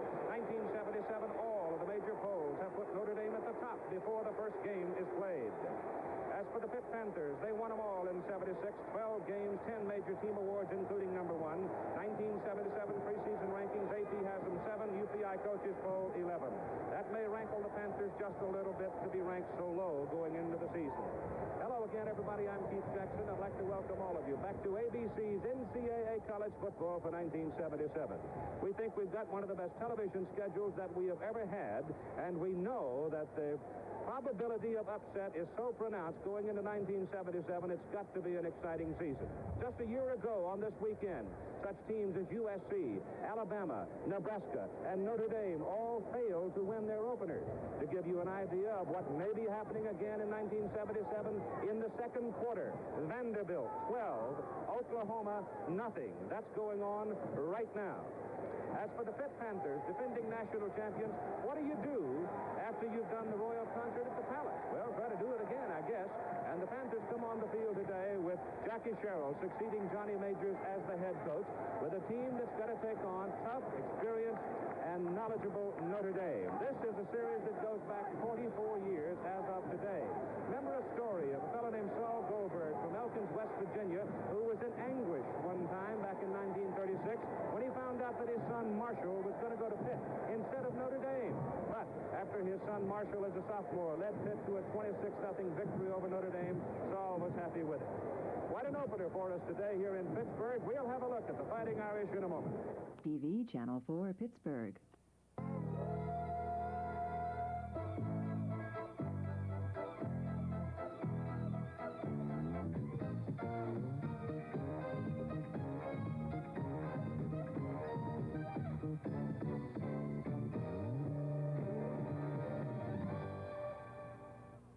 From Pitt Stadium in Pittsburgh, Pennsylvania, the 44th meeting between the Fighting Irish of Notre Dame and the University of Pittsburgh. This ABC Sports Exclusive is brought to you by Chevrolet Chevette, four-door hatchback coming September 23rd at your Chevy dealers. By Pizza Hut, when it's pizza you want and nothing else will do, let yourself go to Pizza Hut and take your pick of our thick and chewy pizza, our thin and crispy pizza. By Goodyear, makers of the American Eagle Radial, a new kind of tire built especially for the American road. And by Savings and Loan Association, your family financial center. And in the white, here comes the Fighting Irish of Notre Dame.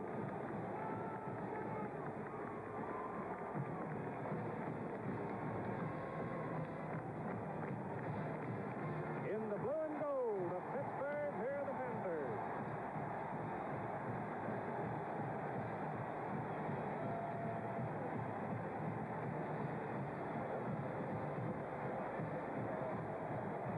Opening game of 1977. Pittsburgh, defending champions, going against the team that is picked by most people to win it all in 77, Notre Dame. Hello again, everybody. I'm Keith Jackson. Working with us today on the sideline, Jim Lampley. Up here, Ara Parsegian is just as hot up here as it is down there. So, right now, let's spend a moment down in that middle of the noise with Jim Lampley. Keith, it's awfully noisy down here. It's also windy. And during the pregame warm-ups, I talked to Pittsburgh coach Jackie Sherrill about his freshman kickers. Now, during the last 4 years, Larry Swider hit every punt. Carson Long hit every place kick for Pittsburgh. Both of them are gone. And freshman Joe Gasparovic, the punter, David Trout, the place kicker, are going to be handling the job today. Of the two, Sherrill is more worried about the punter, Gasparovic. He said he's the more likely of the two to be nervous. He is also a three-step kicker rather than a two-step kicker. And Sherrill believes that Notre Dame will try to put some pressure on him and maybe block him. So that freshman kicking game has to hold up. But Sherrill's optimistic. He thinks if his players can hang in for a half, make Notre Dame's players begin doubting themselves, he has a good chance to win the football game. Keith? All right, Jimmy, thank you. And, of course, we couldn't do a football game without the Silver Fox from Michigan, Mr. Bill Fleming. That's with 2 M's, mind you. Bill is with us. He'll be with us all season long. Pre-game, halftime features, and most importantly, to keep you informed of what's going on in other important games around the country, and things are happening already today. Right, Bill? Vanderbilt was out in front of Oklahoma 5-0. Well, we've got some updates on that one. Look at this score at halftime, 15-11. Vanderbilt, the second division team, so-called in the Southeastern Conference, against what could be the #1 team of the nation. So, stay with us for some surprises. Also today, Clemson gave Maryland quite a scare. Maryland won the ball game by the score of 21-14 on a touchdown pass in the last 4.5 minutes of the game. And at Lincoln, Nebraska today, Washington State's great passer Jack Thompson threw a TD pass to get Washington State off to a 7-0 lead, but Nebraska has tied it up 7-7. We'll keep you up to date on all the games. Right now, let's go back to Keith. All right, Bill. Now, Ara Parsegian, as our commentator and analyst on this ball game today, you've been poking at it for some time. Let's have a final comment from you on what has to happen for one to lose and one to win. Well, Keith, I think the fans watching out there, Phil, focus in on the defense of Pittsburgh. If they are not able to possession or keep Notre Dame from possessioning that football, all the great offensive skills are going to be neutralized. They're going to be on the sideline watching the game. If they are able to hold Notre Dame's possession game, keep them from driving down the field, then this is a toss-up game, and the advantage that Notre Dame had as far as the favorite is concerned no longer exists. So you figure 50-50 possession, Pitt might have an edge. I think that's the key thing for us to watch in this football game, particularly early. We're going to put it on the tee between Notre Dame and Pitt in just a moment. Notre Dame and Pittsburgh from Pitt Stadium, and Notre Dame will receive. So the Fighting Irish will get a chance to find out quite early in this ball game as to The performance of these youngsters that Jackie Sherrill and his coaching staff at Pittsburgh must depend on if they ought to have a chance in this ball game this afternoon. But what an opener we've got at hand here. The referee today, incidentally, is a Pitt man, Paul Bertha. The umpire is Bob Pickens, the linesman, James McGuckin. The line judge, Phil Barnes. Mike Nevin, the field judge. The back judge is Joe Dorinzo. And Terry Urick and Jim Browner have gone deep now to receive for the Fighting Irish. They're the officials, you see. And they will have the sun at their back in the first quarter. The wind, as Jim Lampley noted, is swirling around down on the field. Kicking off for Pittsburgh, one of those freshmen that Jimmy was talking about, number 1, Dave Trout. Now, he's only 5'8", 165 pounds. He is from Mount Pleasant, Pennsylvania. But like so many of the smaller men, and Tony Franklin of Texas A&M comes immediately to mind. Not all that big, but when you sidewind into it soccer style, you can really get leg drive into it. And this youngster the other day hit one 61 yards away from the goalpost. So he has a very strong leg. There seems to be no particular direction of the wind that it might, in a sense, be kind of helping him as it quarters across the field. But let's see what happens as Urick and Browner are deep. There's the flag. You can see it's wrapped around the pole. That's the kind of wind direction you're getting. So Dave Trout, a freshman, about ready to involve himself in his first college varsity game. The stadium packed, more than 56,000. They're holding for just a moment as the brand new scoreboard has just been put up. As a matter of fact, we were here some 3 weeks ago. They were tearing down the old one then, putting up the new one, and wouldn't you know it, the confounded thing was working perfectly until they got within 30 seconds of the ball game and the kickoff, and now it's sort of gone kaput. For the Fighting Irish of Notre Dame, I think perhaps there's as much pressure on them today as there is on Pittsburgh because the Irish have been so touted in the preseason. They disappointed themselves last year with bad luck, key injuries. They felt they could have done better than they did a year ago. The series record, the Irish have a considerable edge of 29-13 and a tie. But remember, Pittsburgh has defeated them successively. And they would love to do it a third time. All right, we've got the clock ready to go now. It's Dave Trout to get the call. Here he is. It's in the end zone to Urick. A yard deep. Great blocking on the sideline. And he is out to the 30-yard line, to the 31-yard line before he is dragged down by Bob Jury. The temperature at 76 degrees. And here's the starting backfield. Russ Delation, Vegas Ferguson at left halfback, Tom Doman at right halfback, and the fullback will be Jerome Heavens, number 30. The wide receiver is Chris Haynes, number 82. We'll set the line for you in just a moment. So here comes Rusty Lish up for the first snap of the afternoon as he splits the backs behind him. From the 31-yard line, it goes to Vegas Ferguson. He's hit at the 32, drives to the 33, and hangs onto the ball. Along the offensive front for the Fighting Irish, and they have very good size up front for this young man to work behind. Tim Foley at left tackle, number 73, 257. Horensky weighs 249. Huffman weighs 247. Ernie Hughes at 253. Steve McDaniels, 276. And the tight end, Ken McAfee, he says 249, but that's before breakfast. It is second down and 8 yards to go. And they hand it up the middle this time, and there is nothing there as the Pittsburgh middle guard, David Logan, just blew him down. Setting the defense quickly now. For Pittsburgh, up front, Dave DeCiccio, Bob Gruber. Logan's the middle guard, Randy Holloway, and Hugh Green, a freshman starting at defensive end. The linebackers, Jeff Belushi and Al Chesley. The secondary for Pittsburgh, one of the best anywhere, J.C. Wilson, Leroy Felder, Bob Jury, and Jeff Delaney. They had more interceptions a year ago than anybody. It's third down for Notre Dame. They need 7 yards.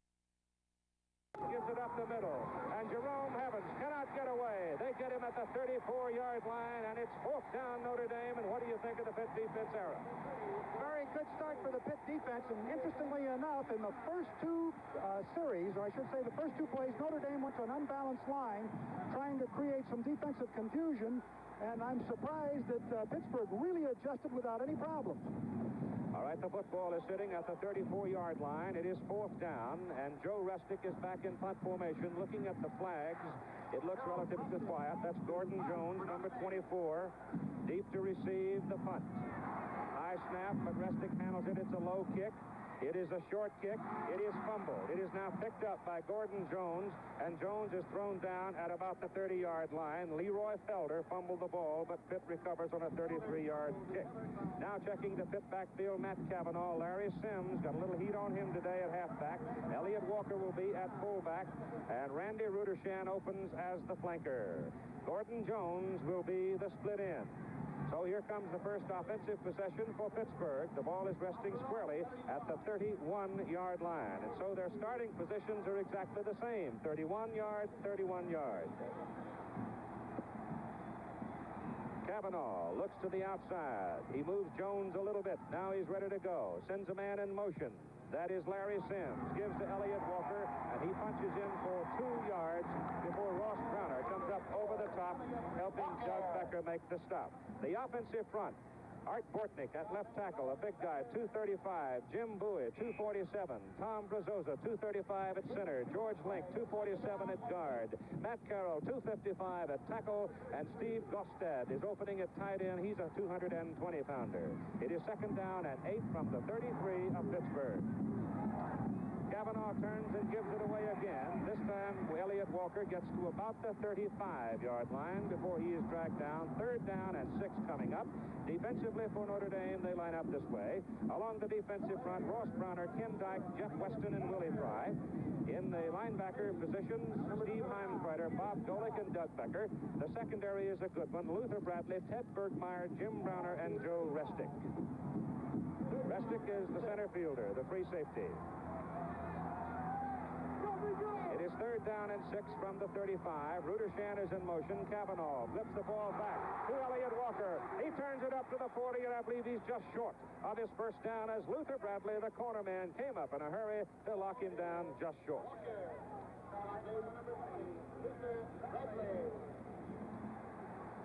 It'll be close. They have marked the ball beyond the 40. They'll put it down. The nose of it is short of that 41 where they had to go for the first down, and so they're looking now at 4th down and about a foot.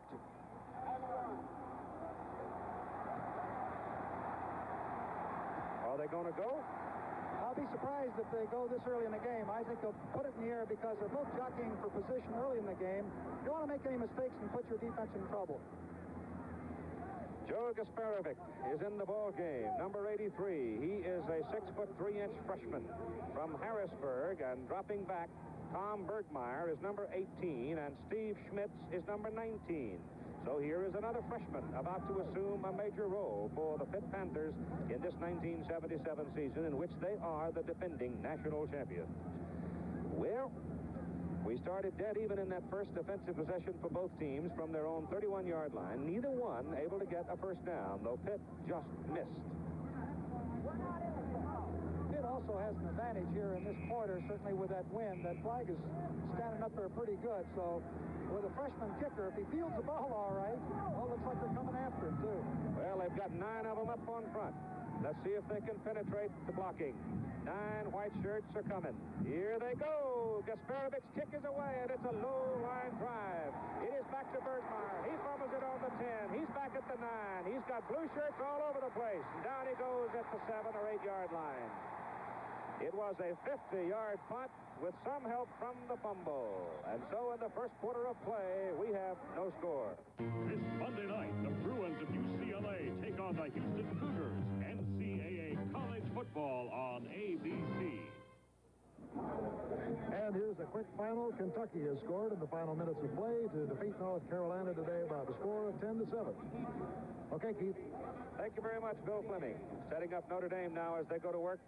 Just outside the 8-yard line, it's Lish at quarterback. Vegas Ferguson is 32. Jerome Evans is 30. And Tom Doman is 26. And Notre Dame is in a hole. Can't afford a mistake here. As Mr. Wallace Wade said a long time ago when he was a brilliant coach at Duke University, nobody ever wins a football game. Somebody always loses it. Now now the lone remaining back as Ferguson goes in motion. And the handoff goes to Ferguson, and he's across the 10 out to about the 12. They're really mixing up their offensive formations. They're giving them a lot of different looks to try to create some distractions for the Pitt defense, and it looked like they might come out of there that time. There was a good hole. Doman is out of the ball game. Dave Waymer goes in at the flanker position for Notre Dame. Waymer, 6'3", sophomore, Charlotte, North Carolina, number 34. Pittsburgh playing the 50 defense against the Irish, but they too are moving around some. Big Randy Holloway, number 70, lines up over there, and here's Fish back to throw. Getting some heat from Hugh Green, sets up the screen, and it is Ferguson with the ball across the 20, across the 25, and nope, they'll mark him back at the 23-yard line. Now, we had the pass. We had the setup for the screen pass, which leads me to introducing the new rule that we've got this year. If you have a screen pass, all of your offensive linemen are entitled to fire out and go on downfield and block. If the quarterback makes a mistake and throws the ball beyond the line of scrimmage, then those offensive linemen will be in jeopardy because they'll be illegal. So it's a very tricky thing, but it may very well open up the game of football just outside the 23-yard line. First down, Notre Dame, the first one of the ball game. It's Ferguson. And Randy Holloway, I can see him, number 70 up at the top. On the bottom, it's Jeff Pelusi, a linebacker, a sophomore from Youngstown, Ohio. Watch Holloway now in isolation. Number 70, Randy Holloway, an All-American, really a super football player. He veers down to the inside, fights off Foley, and comes in and makes the play. You can see that he's very difficult to handle. He also is a great pass rusher. Gain on the play of 3 yards. Mark it out to just beyond the 26-yard line. Ken McAfee and Mark Saya now are the tight ends. We've got a pair of tight ends in there. And penetration.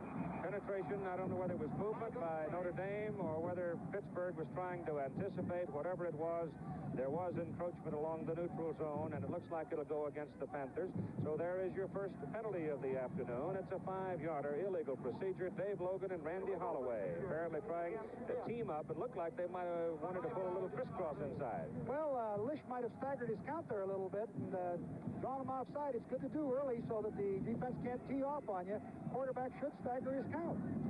Right now, Notre Dame on second down, and 2 yards have a chance for another first down in this game. They averaged just under 25 points last season per game. Second down, long 2. From just outside the 31. Lish gives to Ferguson. Head down, drives behind the right side of the line, behind Hughes and McDaniels, and he gets the first down as Logan Holloway and Chesley make the tackle for Pittsburgh. The right side of the Notre Dame line with help from the center, Dave Huffman. But that right side is where you want to go with McAfee, McDaniels, and Hughes.